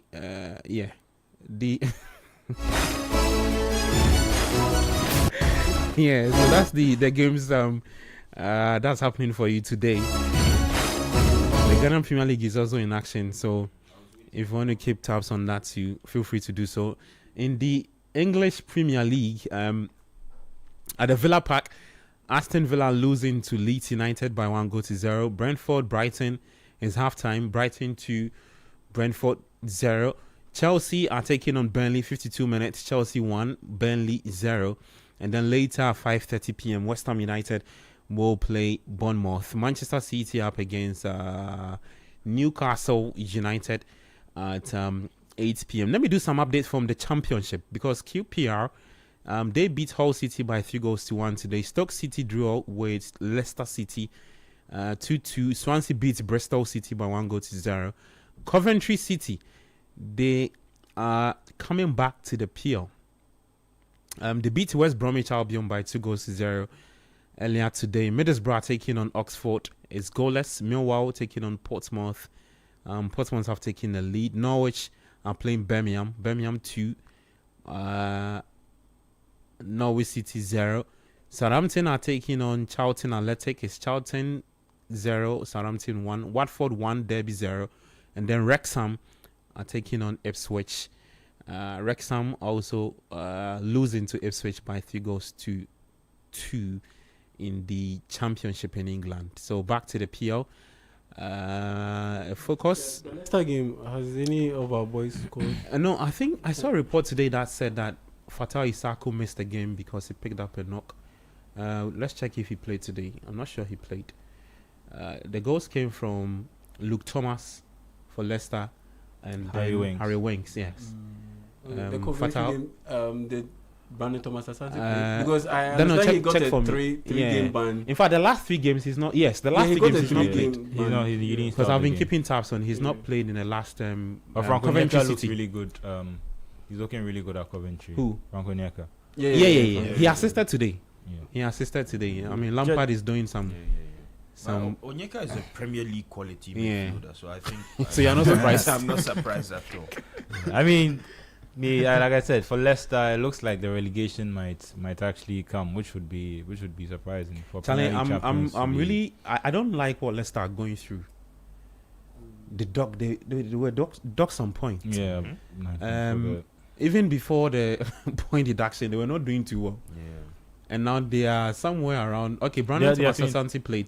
Okay, so his From the bench. suspension has ended. Yeah, he played Okay. today. Cool. He played That's- today. that's I think he came on in the 78th minute. That's 76th minute. Yeah. Okay. So how about I mean- our captain? Like Did he? Jordan. the Leicester game. We'll check. Yeah, We'll the check that one Leicester. for you and see if. But I think he's been playing. But just that Like he's just not. few minutes. Yeah. Yeah. He's not been playing a lot. He's not been So scoring a lot he's too. still going to lead us. Oh yeah. Yeah. To the doubt. World Cup. You don't have any. He should be there. Yeah, I think. Yeah, he should be there. He deserves to be there. Which striker do you have again? But I think he will start from the bench if this is how he's playing. I don't. No, I but- don't. Start from the bench. On in a row. So favour who of- starts? In favor of Thomas Asante. Yeah. Because I don't think Otto shouldn't play Semenyo as a Number 9. 9. Yeah. He shouldn't. I think there's something. Either we are play missing. Iñaki through the middle or No. some. Leicester City. Brandon Thomas Asante. I think there's something we are missing in the Black Stars that Jordan Ayew provides. That level of touch, that level of control. you know. That Okay, well, in terms I of maybe mean- when we are under No, pressure, I he's see the what one you're who's talking able about. to Yeah, take yeah. on Calm the things. ball Exactly. and Uh-huh. get a foul yes. and just calm things down. And Yeah. that is what Jordan provides. So I think for when we are looking for, I someone think to those start things. for- No, you see, I think but- those things you need it when you are competing in the That's what I'm African about to say. qualifiers. Yeah. But World Cup, Charlie, you get- it's from minute 1 to 90. Heated. oh. yeah. And Action you know, packed, like you know, end to Someone end has stuff. Haaland as your You know. striker. Yeah. Like, are we? you I'm just know, saying. I get the argument, and he's been a quality player, and he's been incredible. No, but for on a row, Ghana. if you're benching Jordan, But- if you go to the World Cup and you bench Jordan, who is starting? that's my question. I mean, start Iñaki through the You see, middle. with the Inaki. blasters. I mean, Inaki is a good player. I don't get why we've never been able to get him. He's to not match fit. Oh, but he's coming back. Okay. Get him back to fitness, and I definitely think that we just need more mobility. I just don't want a point where we are we're stuck. Trying to progress the play, and the reason we can't progress the play, maybe our wingers can go forward, but But Jordan will be lagging behind, and so And- they can't cross the ball and we in have front the of speed. the goal. So unless they are going, Yeah. he's going to now play like the way Harry Kane plays and be a little more Uh-huh. inverted and create things. Yeah. It will mean that they will have to also be inverted, and I don't know if that would necessarily be fluid for the team. Uh-huh. So yeah, Well, Patrick, you want to say something? I intentionally brought up the captain's Yeah, that's question. Jordan thing. You get it. We Daniel, are. did he play? no, I mean he He wasn't played. even He on was the, on the he wasn't bench. even on the bench. You get He's it. injured. I don't think he's injured. So he- what's wrong with him? No, because he's not on the bench. he's Yeah, not- that's what I'm saying. He's not injured. He was not on the bench. and you know, He Leicester have wasn't selected. appointed a new coach. Yeah, in yeah, Gary Rowett or Gary something. Like that. I Rowett, hear yeah. he's a former player. yeah, Yeah. Cifuentes was. But Gary Rowett, man, when I'm Black Stars, You know, we are walking Patrick. into a tournament like the World Cup, Yeah. and then your captain is not playing. I mean, having game time. You get it. It is something we need to be. so today questioning he went ourselves. with he went with passing Daka, Mavididi, Monga, and then Mukasa. Actually, the standard have dropped though. Look at the players that Skip and then Harry Winks. These are former PL players. Oh. Yeah. Both from Tottenham. But Skip- Sindaka was even with Skip, Leicester when they were. Yeah, in a league. Patrick, please continue. was okay. So you see, I am quite worried. That is why I asked about him. And then we sat in this country. Sometimes we were asking, one of you was asking a question about when we are not using Jordan, who is going to strike? Yeah, who's going to stop it? I just want us to remember the Serbians who came into this country where we were not having any format in terms of the blasters when they are playing.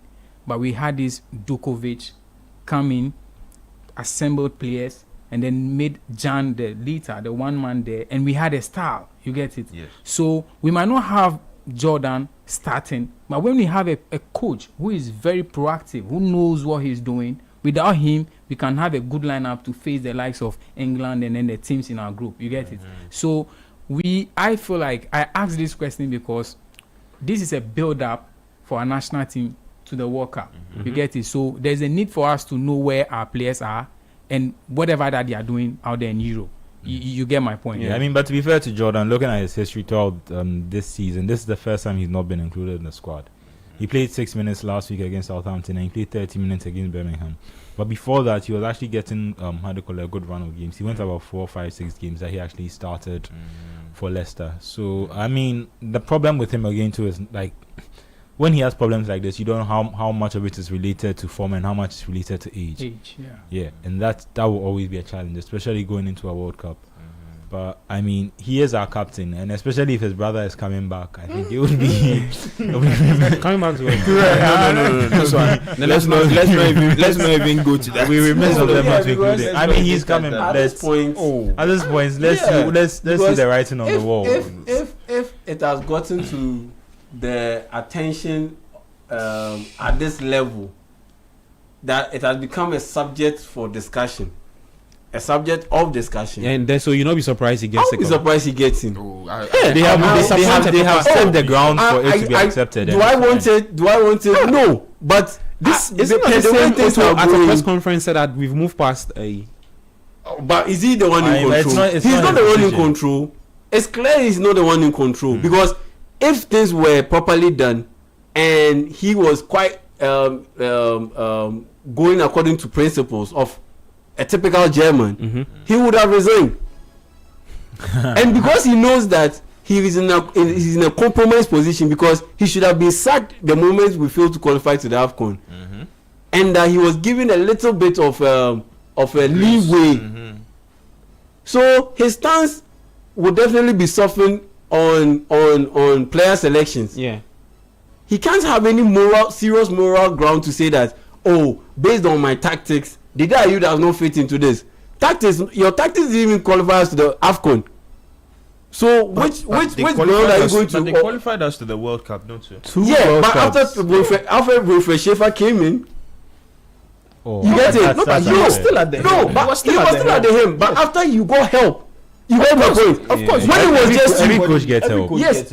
But when it was just you as the lead man, we failed to qualify to the AFCON. But when it was just him, he qualified to the World Cup. In a group that had Niger, Comoros, Sudan, and Angola. We finished bottom of that group when you were the lead man. Then we went ahead and brought in Wilfred Schaefer and brought in the video analyst, the one who came and brought about the execution of set pieces. Yeah, Gregory. That's how come we go to the World Cup. It's not because it's just Otoado. His name is there. I'll give him credit. Yes, you are the one who gets all the credit that qualified Ghana to the World Cup. But it came after you got serious help because when you were the lead man, you couldn't even get Ghana to qualify to the AFCON. We finished bottom of the group that had Niger and Sudan. But to bring it back to the issue we are discussing, would the people who came to help him select the DRU into that squad? Who are the ones who appointed those people? The FA. They are the ones who get that say, and per what I have seen and heard, they will let him go. And to be fair, at this age, I don't think he's spread about coming and starting games. I think he just wants to come, maybe do his final bow at the World Cup, Super and sub. then finally. So you guys, you think we still need DDIU? I don't think we don't need DDIU. But I think that the way things are going, he's likely to go. I'll not be surprised. And football is sentimental. I mean, let him. He's never had his proper exit from the national team. And what you need at the World Cup exit? Which proper exit do you want? Because look, DDIU had all the chances. Are you saying testimonial? I mean, no. He comes and he plays, and then he plays his final match, everyone knows his final match. He gets a round of applause. Then his final match can be the friendly against Germany. His final game should have for the Black Stars at the World Cup should have come after our game against Uruguay at Qatar. Yes. At the Qatar 2022 World Yeah. Cup. That should have been his final game for He the Black missed the Stars at the penalty. World Cup, and he missed the penalty. No problem. Second half, we didn't see him again. Yeah, no problem. I mean, big players miss penalties, no problem. But that should have been his last game for Ghana at the World Cup. Then his last game for Ghana, all in all, at a serious competition, should have been at the AFCON. When we were leading 2-0, Against and reports Mozambique. coming in was that he was inching and pushing to be included so that he can get that record of appearances at the the AFCON. most appearances, yeah. Most appearances at the AFCON. Yes. He was pushing and pushing and pushing per the report that we gather that he wanted to feature in that game so that he can get that record. Then he featured in the game. They introduced him into the game. No. He handled the ball, Handled the ball and we left considered the the first penalty. Yes. We considered the penalty. Then the second goal came in thanks to Richard Ofori and the shenanigans. He handled the ball as Yeah. well. And so he handled the ball as well. And so you get it. But you know, so if that it- should have been, so if he had just waited and just sat back, Would have Ghana made would have it to the qualified round to of the, 16. to the round of 16. Yes. You Then- can play your game in there somewhere when once we And are in the make 94th minute. make that appearance that you're looking Yes. for. Make the appearance. But unfortunately, his push came at the wrong time. And yeah, it all came crashing down. So yes, you got the record. But at the end of the day, it came in But- an embarrassing fashion but the because we thing even is failed that- to qualify. Even if you're a player and you are pushing, I think the coach should have been That's stronger. it. As a manager, the players' desire should not supersede your plan for the game. Yeah. So if you realize that okay, Didier doesn't really have that much to give to the Black Stars, even if you are going to put him in the squad, you limit his minutes. It's not he doesn't decide when he plays. It doesn't matter how long he's played for us. He's given us a lot. We appreciate him. We love him. But If you're Coach Otuado at the World Cup, I how mean- many minutes in total would you have given? he won't even be on the plane. He won't even be I on mean, the I mean, plane. I understand Houghton a bit. I mean, he's new to the job. This is a Ghana legend, and I don't know if he thinks it would mean as much to the Ghana people for Didier to have that record. I don't think at that moment the foreigner would. He's not a foreigner, obviously. He has connections to Ghana. Yeah. I don't think he would want to be the Oh, but person he's a who stands foreigner. in beat. He's a foreigner. I mean, it's just like Otuado. You say, yeah, Otuado is Ghanaian, but he is German. Yeah. Yeah, yeah. That's why for me, it's so surprising to me that he didn't go according to the typical German principles. After failing to qualify to the AFCON, he should have resigned. A typical German would have You resigned step down. because they are so principled. I mean, yeah, but he did what he could, and last one I understand why in that moment Chris Houghton allowed Didier to play. But like you said, now that we're going to a different World Cup, and with Otuado in particular, it seems like he's influenceable, if I can use that term. Like he's someone who's very Malleable. very malleable and subject to influence from other people. Just basically because, like Yao said, he has a lot of gratitude for still even being in the position of the job. So he has to not conform per se, but there's a lot that he has to do. Yes, he has to compromise a lot on his own ideals to make it. And given the fact that when other people stepped in, there was success. There's now a precedent of the influence paying off and bringing results. So now going into a World Cup, I think it's also going to be a challenge for him to see that if he's also being able to imprint his own style on the national team, and the team and the players that he selects, and how even the players he selects, how much that will be down to him and how much that will be down to circumstance. Okay. Well, just a quick word on. I mean, it's the Jordan Ayew that actually resurrected that conversation. Chelsea are also still playing against Burnley. 65 minutes. Chelsea 1, Burnley 0. I don't even know what Chelsea are doing. Like, chances are there. It's just very, very. I don't even know. Yes. Yeah, In the they have final, chance- they've had a lot of chances. they have Every time I multiple raise my head, chances they're in the to put box the game to of put the Burnley. game put the game to rest. But yeah, they are just missing That's those the chances. similar thing they did against Leeds United, and then Leeds came back and drew 2-2. And to take us back to a point that we made earlier in the show, the reason why Chelsea are getting so many chances in Burnley's box is because Burnley keep trying to play the ball out. You are in the relegation zone and you are trying to play from the back. How? I mean, Hit the ball long. Your players up top are tall, they are strong. So hit the ball long. But if you keep trying to pass the ball, the Chelsea players will pressure you, win the ball back, and keep getting chances. They are just fortunate that they've been quite And wasteful their today. centre backs are constantly struggling to deal with long balls. They allow the ball to bounce. Basic, simple rule: make sure you get to the ball first. Don't allow the ball to bounce. Yeah, but if you're a small team and like you said, they are struggling they're a small team, and even your centre backs are struggling to deal with low balls, what's the guarantee that if you go long, you maintain possession? No, I'm saying defending wise. No, that's what I'm saying. So defending wise, even their centre back who should be adept in the air are struggling to win back the ball. Now you're a smaller team than the opposition. If you go long, what's the guarantee that going long you keep the ball? When you say smaller team, what do you mean in terms of quality? No, I mean physically. No, they're not up top. Are they smaller than Chelsea? I mean not up top, but I'm talking about in midfield and probably in defense. Okay, And but my point is that Hit if it the long, goalkeeper let them can hit battle it it. long, let the strikers nod it down for the midfield. Just the simple route one play that bottom team should be playing in the Premier League. But if you try and do this playing out of the back, Scott Parker for you. you see, and this I feel like playing out to the back gets a lot of bad credit because it goes wrong more often than, which is fair. yeah. But at the same time too, I feel like people don't really I feel sometimes when you go long, you don't maintain possession as much That's as you true. think Yeah. you would. That's true. Even Okay. though, because the alternative is playing out from the back, it seems like the more secure option. Yeah. And I think that the thing people need is probably discernment, knowing when to go long Exactly. and knowing when the pressure is on you and when to stay back, rather than being devoted to And one you style also- of football. you But also that have whole to know- possession okay. thing, that's the thing that has changed when it comes to football. Yes, if I go long, my chances of maintaining possession, they are That's low. slim, yeah. Mhm. But at the end of the day, I am relieving myself of Needless pressure. needless pressure and cutting down on mistakes that will lead directly to goals. Because if I'm cutting down on mistakes at the back line, even if I make a mistake upfield, I have the chance to recover. Yeah. But if I make a mistake close to the 18-yard box, my chances of recovery are very low. So even though I'm losing out on possession, but at the end of the day, I'm helping to protect my back line. Even if I lose out on possession and I hand possession to the opposing team and they're attacking me, I still have the chance to recover. So in that sense, I would rather go in for the long ball than all this passing out from the back best. Yeah, I mean, but isn't that an argument that if you're able to play out from the back, and I take the argument that this is Burnley, but if you're able to beat the press, now when you're in midfield, there's more space to to attack rather than going long. And even if you win the ball possession there's still now the press can attack you from Yeah, a that's midfield true. position. But if I'm an opposing coach and you're playing out from the back, I'll just let you play. I'll just sit in the mid block. Well, Aston Villa have equalized against Leeds United.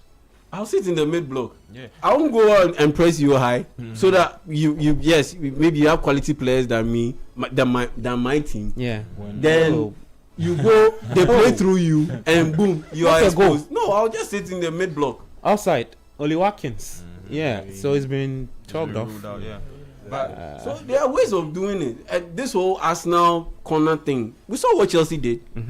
Allow them, let them push the goalkeeper. We'll send 3 players out to the edge of the 18-yard He box, really was in an offside position. and you get to see that they start motioning or getting players to also move into those areas. Yeah. And then instantly, you've relieved pressure on your goalkeeper. And in the box, in that crowded area, you've released pressure. So you can be able to deal with the corner kick better. So it's about moves, counter moves. Okay. Let me take some comments on YouTube. Let me take this one from Brent. He says company star was telling at Burnley. Enzo Maresca cry, Pep way puts him on. I agree with you. Put you on. He That's says to be grandfathered in. Arsenal will lose the game tomorrow. Markets. Phil Foden will get back to the national team. I don't think so. No. I mean, they already have Cole Palmer. Yeah, the thing is, Foden for England is a different animal. I think that's one of the traps that you can fall into when you're a Guardiola player. You become more or less a system player. So when you go into an England team where it's more free, He looks more different. Yeah. He looks way more different it's when he's very there. difficult. It's And very difficult. I feel the same way about Bernardo Silva because I think Yeah. if you remember Bernardo Silva from Monaco, Portugal, yeah. yeah, from Portugal and Monaco, he's a skillful, tricky player. But then he gets into to Guardiola's system, and he almost becomes like the general when Rodri is not there, and he's just maintaining the the coordination in their system. Okay. Sweet Kwame says Red card to who? Wesley Fofana. Yeah. What did he do? Oh, deservedly so. Oh, red card I missed it. Very heavy Oh, stamp yeah, on yeah. the ankle. Very heavy stamp on on the ankle. Ward-Prowse. Yeah. Fofana. James Ward-Prowse's ankle. Yeah, red card. Where is he right? He got the ball first, but the follow through was savage. Red card straight. Okay, so Chelsea are down by 1 man. 72 minutes to play. Played. There were some more minutes to. I mean, I don't know if for Rosinia, he's inheriting Maresca's problem, because if you remember, one of Maresca's that was at the start of the was the season red card. was their discipline throughout the season. So Well, Sweet Kwame says Juventus scored Inter and they are struggling against Como. No, Inter beat Inter Juventus beat 3-2. Juventus 3-2. Yeah. But there's an argument Now that they saying- would have won if Kalulu had Yeah, stayed now on. saying Pacha 173. Wait, oh, we have 3 solid shining brothers in the studios. Ways Brent says Fabregas has a lot to learn. He's doing that I stick with my philosophy thing. He would learn the hard way. Okay.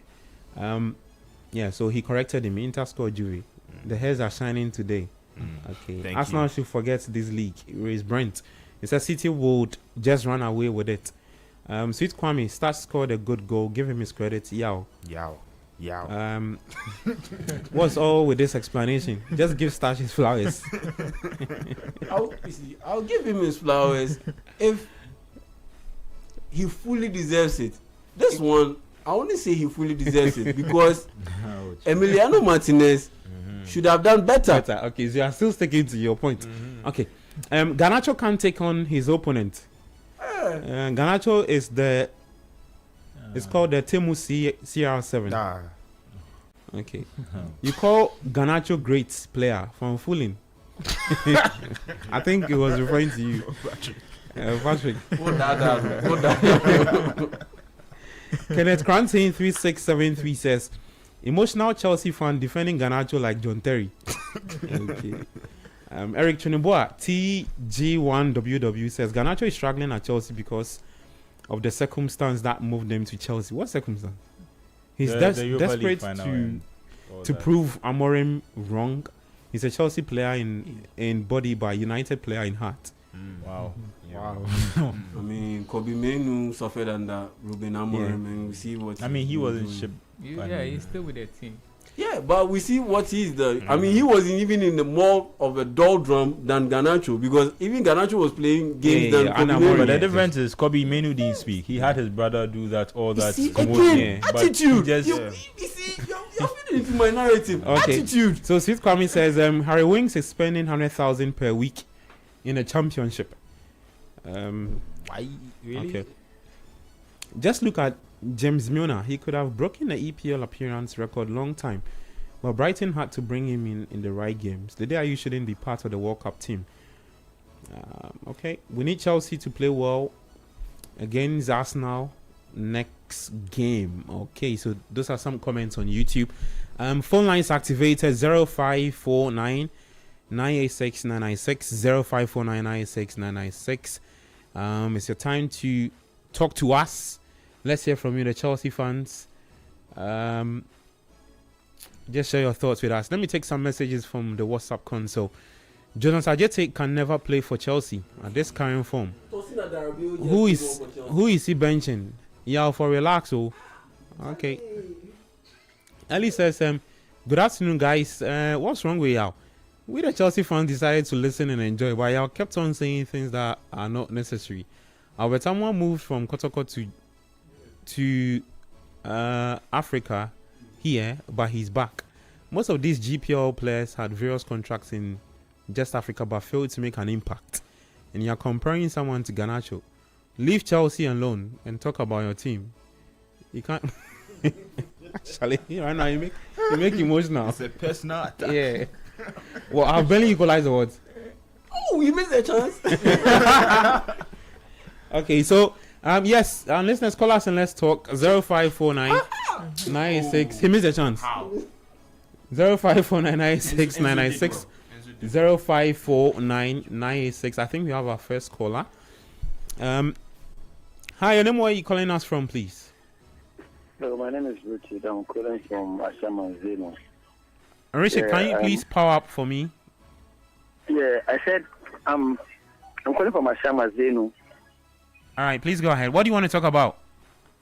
Okay, so I want to talk about the comparison between Ghanaian players and Garnacho and some of the foreign players. So the difference, like as you said, is just the environment. You know, like they are serious talent. Like if let's take it away from the Ghana Premier League, like if you go to your normal.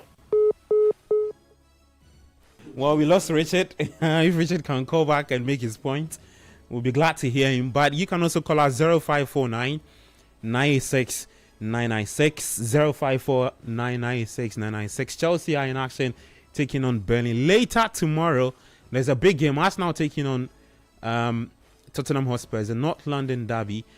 Yeah, so you can also call us and also share your thoughts with us. 0549 986 996 0549 986 996. I'm Gabio Fair in studio with Manuel Angelo Kwache, Yao Ejeminta, Kobe Menta, and Patrick Bonnie.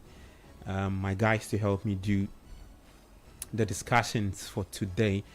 Just a quick update from the other league centers. Leeds United are still holding on to their 1-0 lead against Aston Villa. Let's get back to the phone lines. Hi, your name, where are you calling us from? Hello? Is our caller there? Okay, caller is not ready to speak. 054996 996 0549 986 996. Callers, let's get talking. For the scores in the EPL, Brentford are losing to Brighton. It's Brighton 2, Brentford 0. Chelsea are beating Burnley, but Chelsea are down by 1-1. West Ham will take on Bournemouth later at 5:30 p.m. And then at 8 p.m. there's Manchester City up against Newcastle United in the English Premier League. Match day 27 in there. Hi, your name, where are you calling us from? Hello? Hello? Okay. We still cannot get hold of our callers. But for the goal scorers chart, Haaland has 22 goals. Igor Thiago of Brentford, 17 goals. Antoine Semenyo, 13. Hugo Ekitike plays for Liverpool, has 10 goals. João Pedro, he scored today, so he has 11 goals. It's updated. Dominic Calvert-Lewin has 10 goals. Brian Mbeumo, 9. Bruno Guimaraes, 9 goals. And then Danny Welbeck with 8 goals. So Danny Welbeck also scored for Brighton today, so he has 9 goals in there. Bruno Fernandes leading the assist chart with 12 assists. Ryan Sheki follows with 7. Haaland has 6. Salah 6. Grealish 6. Granit Xhaka 5. Mohamed Kudus with 5 goals, and then Morgan Rogers with did I say 5 goals? 5 assists, and Morgan Rogers with also 5 assists in the assist chart in there. We're still waiting for your call. 054996 996 0549 986 996. The text line is 0539 96 996 0539 986 996. In the when you go to okay, the French Liga is still losing to Lens are beating Monaco by 1-0. Toulouse will take on Paris FC. PSG up against Metz later tonight at 8:55 p.m. For Bayern Munich, Frankfurt actually pulled back 2 goals, so the game ended 3-2. Wow. Bayern nearly drew that game though. FC Cologne and Hoffenheim 2-2. Union Berlin 1, Bayer Leverkusen 0. Augsburg beat Wolfsburg by 3-2. And then Leipzig will take on Dortmund at 5:30. Guys, just quick word on Vincent Kompany and what he's doing in Germany. Patrick, if you want to just have a bite at that, he would. I think they only lost they've just lost once, right? Yeah, they've lost once. They were looking to go on that unbeaten run, but it didn't happen. They lost to Augsburg by 2 goals. Yeah, Augsburg beat them by 2-1. Patrick.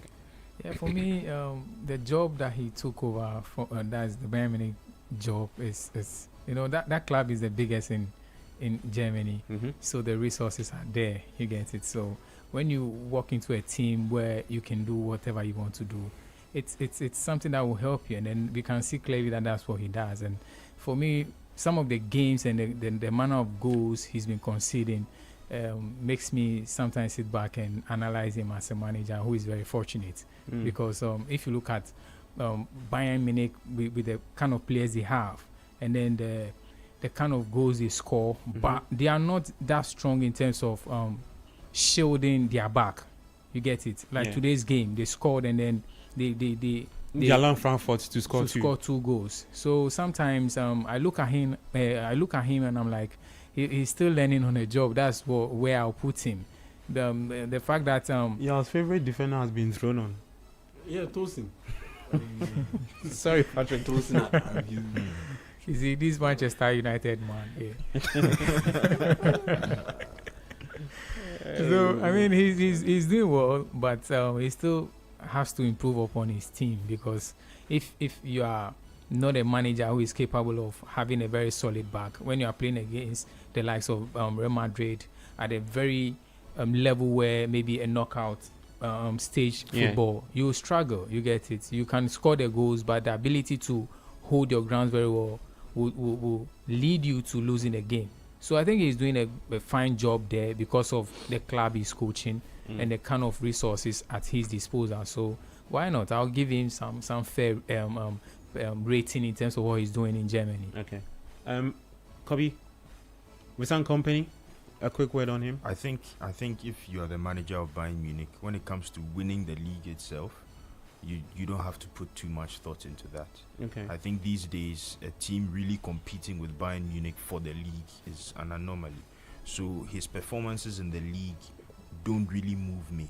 I think if at this point in time, with the dominance that Bayern Munich have established in the Bundesliga, it's more of an issue of your performance in Europe. That is what will lead me to decide whether or not you are a competent manager. Yeah. And I think Vincent Kompany so far has given quite a good account of himself in this Champions League season. I think apart from the blip against Arsenal, Bayern Munich have had a solid performance in this preliminary stage in the Champions League. So, and he gives the players freedom to express themselves. Players, of the ilk of Michael Olise, he's given Harry Kane this free role where he can move about just about anywhere on the pitch, distribute passes from deep in midfield, progress the ball, and so on and so forth. So he's been instrumental to this more or less evolution of Harry Kane, even though we saw that at Tottenham, but now it's much more pronounced in the Bundesliga under Kompany. So I think he's given a solid account of himself, but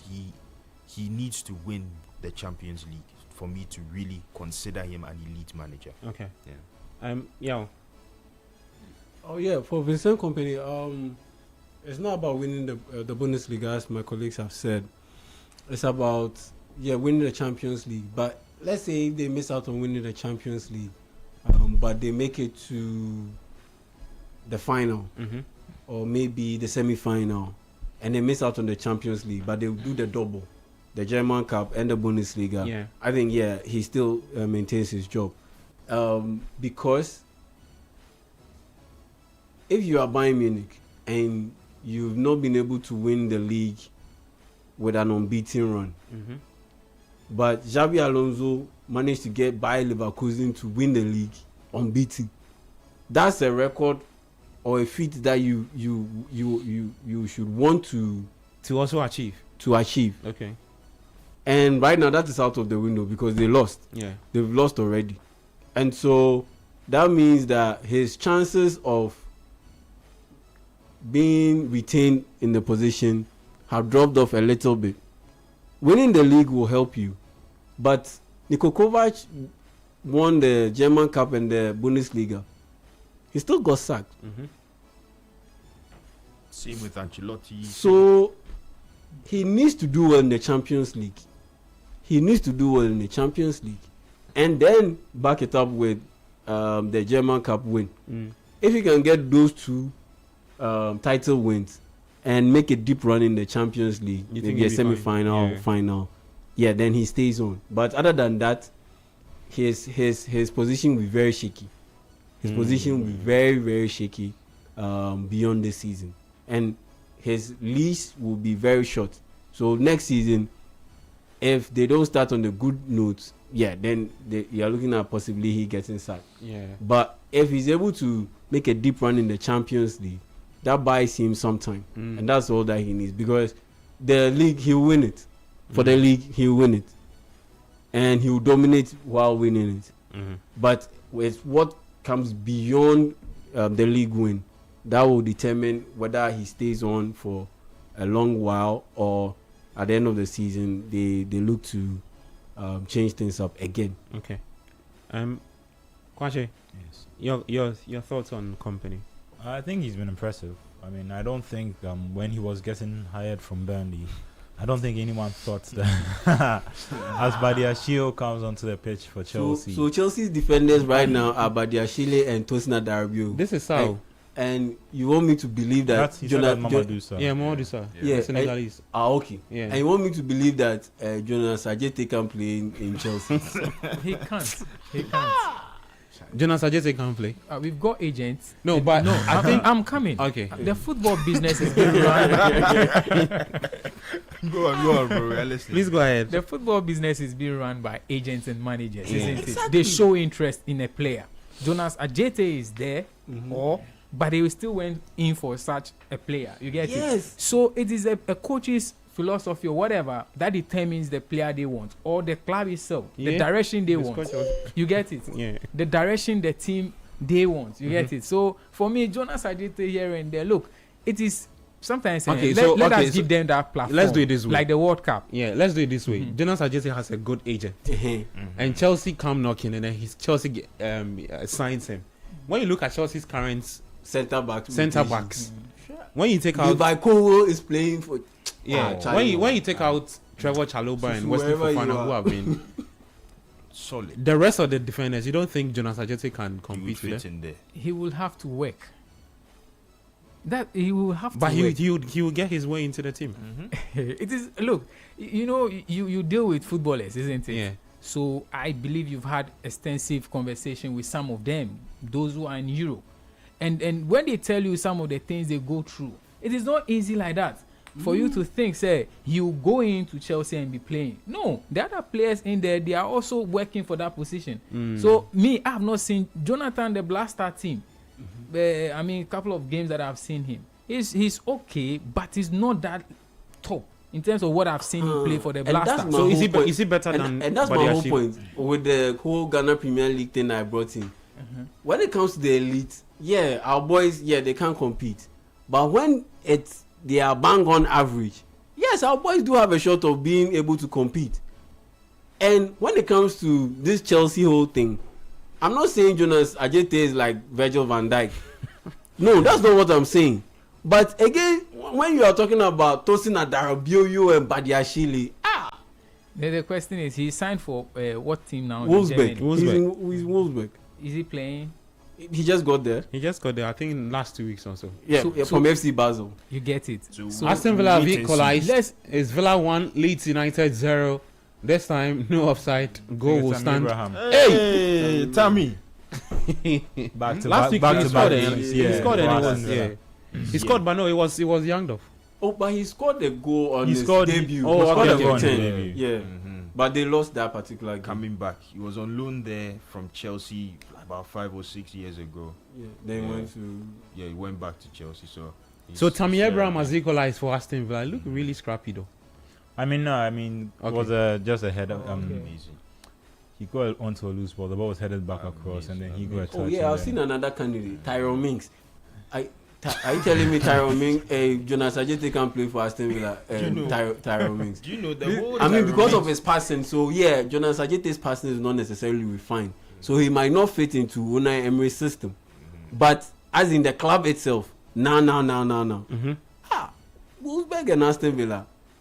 Jonas Ajete can definitely play for a team like Aston Villa. It will be a bit of a jump, but I He think would. you'll be able Yeah. to. And I think that Tyrone that- Mings. the main thing about saying it's hypothetical. Like, you don't know how this player All will things attribute to being that. equal. Yeah. And I think, How the things- that's how why I'm play agreeing out with for the Yao, because I player. think it's context. I think some of these players are intelligent enough that if they found themselves in a situation like Chelsea, I think that they could find a way to adapt to at least fit in within the team. Because there have been players who have come then who have also not performed and not necessarily. So Chelsea have managed to allow Burnley equalize. I just saw this coming. In the dying minutes of the game. I mean, if you have Badiashile on Adarabio on the page, what do you expect? If Jonas Ajete were in that back line, Had he been there. Well, it's Chelsea 1, Burnley 1, a corner, and then I mean, there I was think a you have very to point good out header. the red card from Fofana. Yeah. Now. Even though it was from a set piece, but then they would have had an extra body in the box to defend Yeah. the set piece. But yeah, Fleming. Burnley themselves have been impressive in the second half. They've had chances. They've put a lot of pressure on Chelsea. Chelsea players looking I very think they defended distraught. it poorly, though. let's So have a look at the let's have corner a look. again. I think How he many? just ran across the Who is front picking? post. Look at Fleming in front of. Yeah, he just ran across the front post and got a good header. I think it's Chalobah, if I can see. So from whips in the here. cross. No, so Chalobah got Oh, the free header, Free My header, goodness. free header. If you can see, the other player dragged Chalobah back. Yeah. Caicedo rather. It was and then- Caicedo marking. No, And he then just he walked ran past. into Yeah. the space. So he was unmarked and then Yeah, attacked the Santos. space. Yeah, man, Andre Andre Santos. Santos was supposed to pick him up. Yeah. He was unmarked. Just attacked the Free space. header. Wow. Just walked in. Wow. Hmm? That would definitely disappoint Rossi. Oh yeah. My and goodness. that puts a mark on his wonderful start. Because now it's back-to-back games where he's dropping points against Leeds and Burnley. Leeds and Burnley. relegation candidates, and that's not the type of pressure you want as a Chelsea Yeah. manager. And that's what I meant by this is when we'll see more of what he's made of now. Yeah. Because the start was a wonderful start, and obviously, when he's working better Charlie, players, he'll come. Guys, but- we need to have a conversation about Liam Delap. Wow. Wow.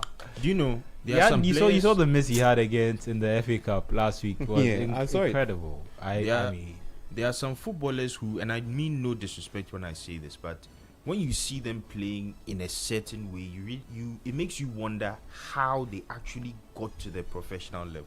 Because, and honestly, Delap's a good I say striker. no. The thing is that Liam Delap, looking at him since he came to Chelsea, even bringing the ball He down looks has very been ordinary. difficult to him. Like he Yes. really looks ordinary. He looks very lumpish, very clumsy from time to time. I don't like it. I don't think he's a good fit for Chelsea. If you look good at Ipswich Town, it doesn't mean that you play well at Chelsea.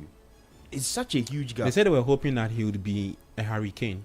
Yeah, people are, and the thing is, if you look at the goals, I think he scored 12 at Ipswich, Yeah, and I 12 heard at a lot Ipswich. of mad saying that if you score 12 at Ipswich, that's 20 at Chelsea. Extrapolate.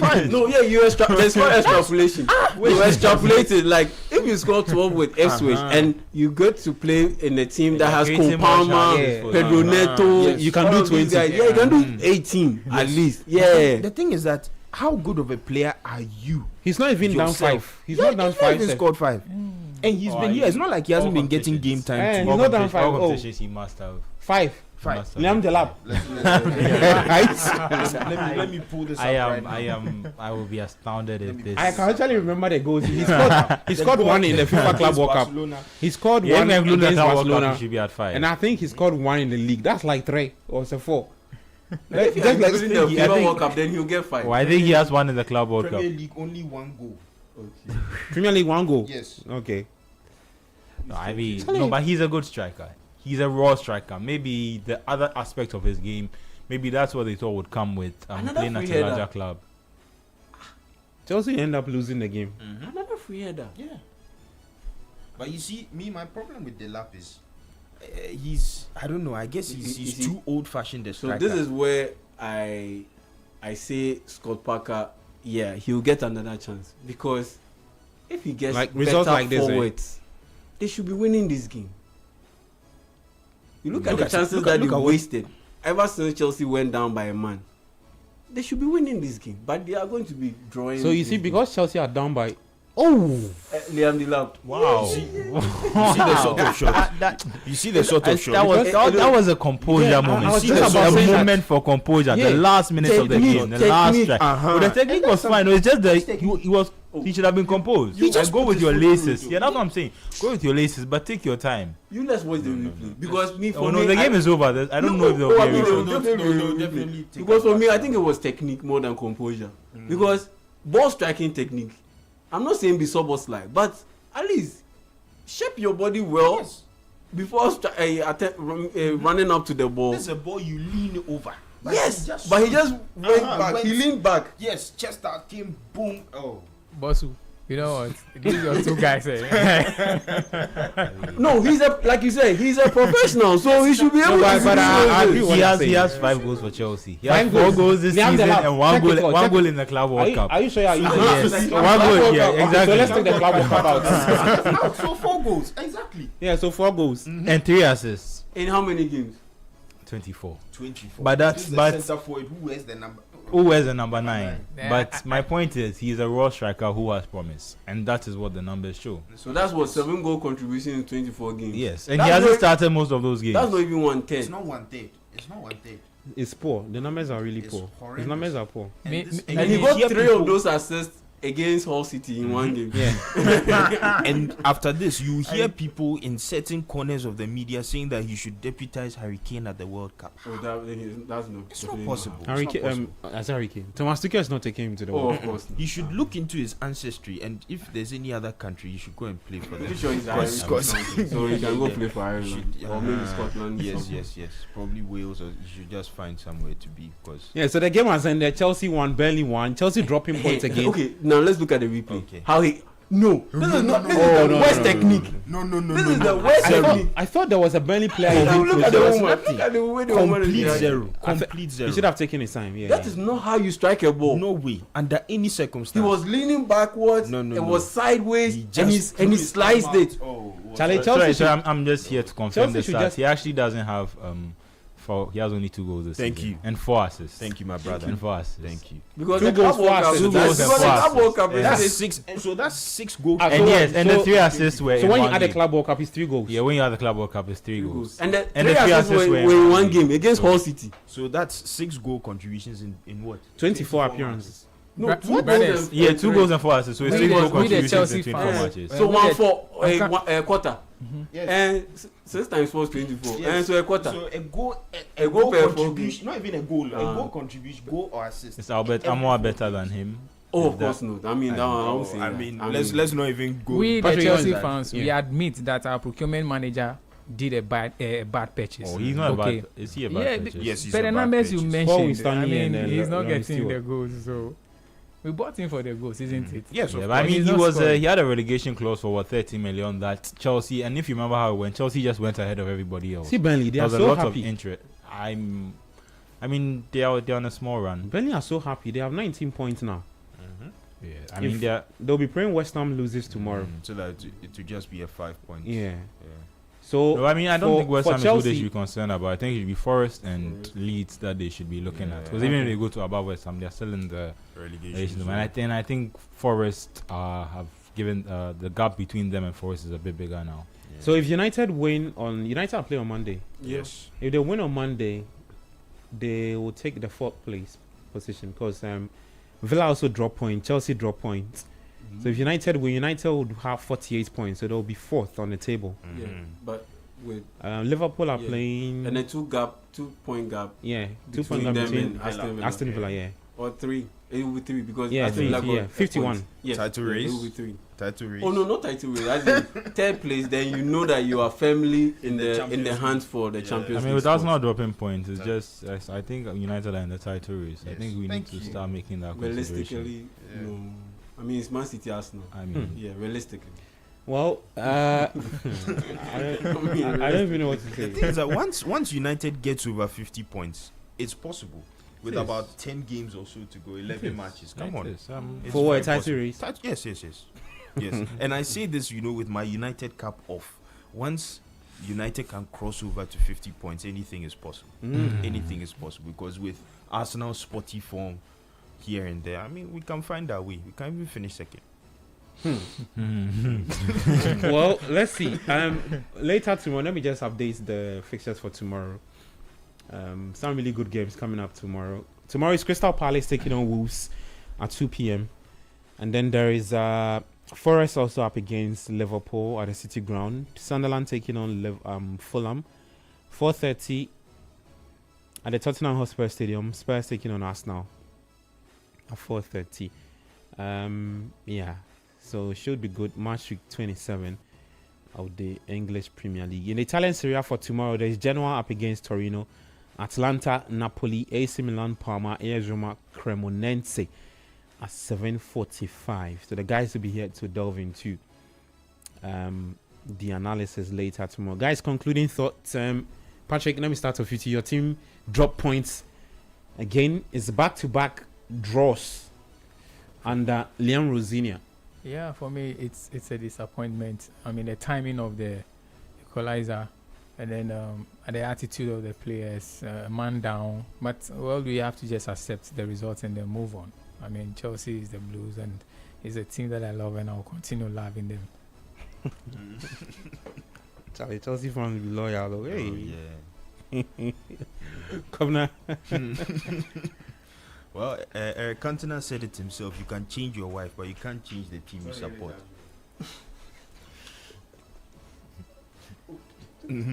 Yes. So, my point. Chelsea today, the thing is, if you don't take your chances, your opponent, even if they get one chance or even two chances throughout the game, something will go into the net. And once it does, it will be difficult for you to come back. So Chelsea got their goal very early in the game. After that, they began to waste so many chances because Burnley, as we said earlier, were very uncomposed in the back, trying to play a game that they don't know how to play, trying to pass the ball in the penalty box, play it into midfield, but they don't have the personnel for that. So Chelsea should have taken advantage of the opportunities that Burnley gave them, rather than waiting, trying to play the ball around when they should be taking shots, being imprecise in their finishing. And then the red card happens. Wesley Fofana again rushing into a challenge, and that's a big problem Chelsea have had this season, and it's bled from Maresca's regime into Rosinia's regime. This whole issue of indiscipline, just not taking your time, not making the rational decision within that period in time. So I can even take us back to the Fulham game where I believe it was Kukurea who got a red card. Yes, the Fulham player was through on goal and he tagged him back. If you ask someone like Ilkay Gundogan, if we remember Ronaldo Araujo's incident in the Champions League semi-final, he said he would have preferred if Ronaldo Araujo had just allowed Barcola to go and score the goal, so that we have 11-11, it's 1-0, but then we still have 11 players each on the pitch. And I think that's a problem with Chelsea players this season. They are too, I don't know what it is, they are far too aggressive and they are far too gung-ho. When you get into a challenge, even if it's a 50-50, you go for the ball. If you know that you can't win the ball fairly or the player has the advantage over you, let them take it, go back into position, regroup. But that's something Wesley Fofana failed to do. He went in full-blooded. Unfortunately, the follow-through was far too aggressive, had too much teeth in it, and he had to be sent off. But even then, with the sending off, Chelsea were able to hold on to their lead, but unfortunately, the corner, that is the discipline, the focus that a lot of these teams lack in those dying minutes of the game. So Andre Santos was just standing there watching the game passing by. Fleming walked past him and headed it in. So that's something that Rosinia needs to drill into the players, that the game isn't over until the referee blows the whistle. So you need to stay locked in from minute 1 to, even if 10 minutes are added on, you play to 100 minutes. You have to stay focused until the last whistle. And that's what Chelsea failed to do, and it's 1-1, and Chelsea have dropped 2 points. Yeah, your final thoughts, and then I'll take questions. Oh, yeah. I mean, there's been a couple of shock results. Today, I didn't expect Brighton or Albion to beat Brentford away from home. That was definitely a shocker. I didn't expect Chelsea to also drop points against Burnley. That's also a shocker.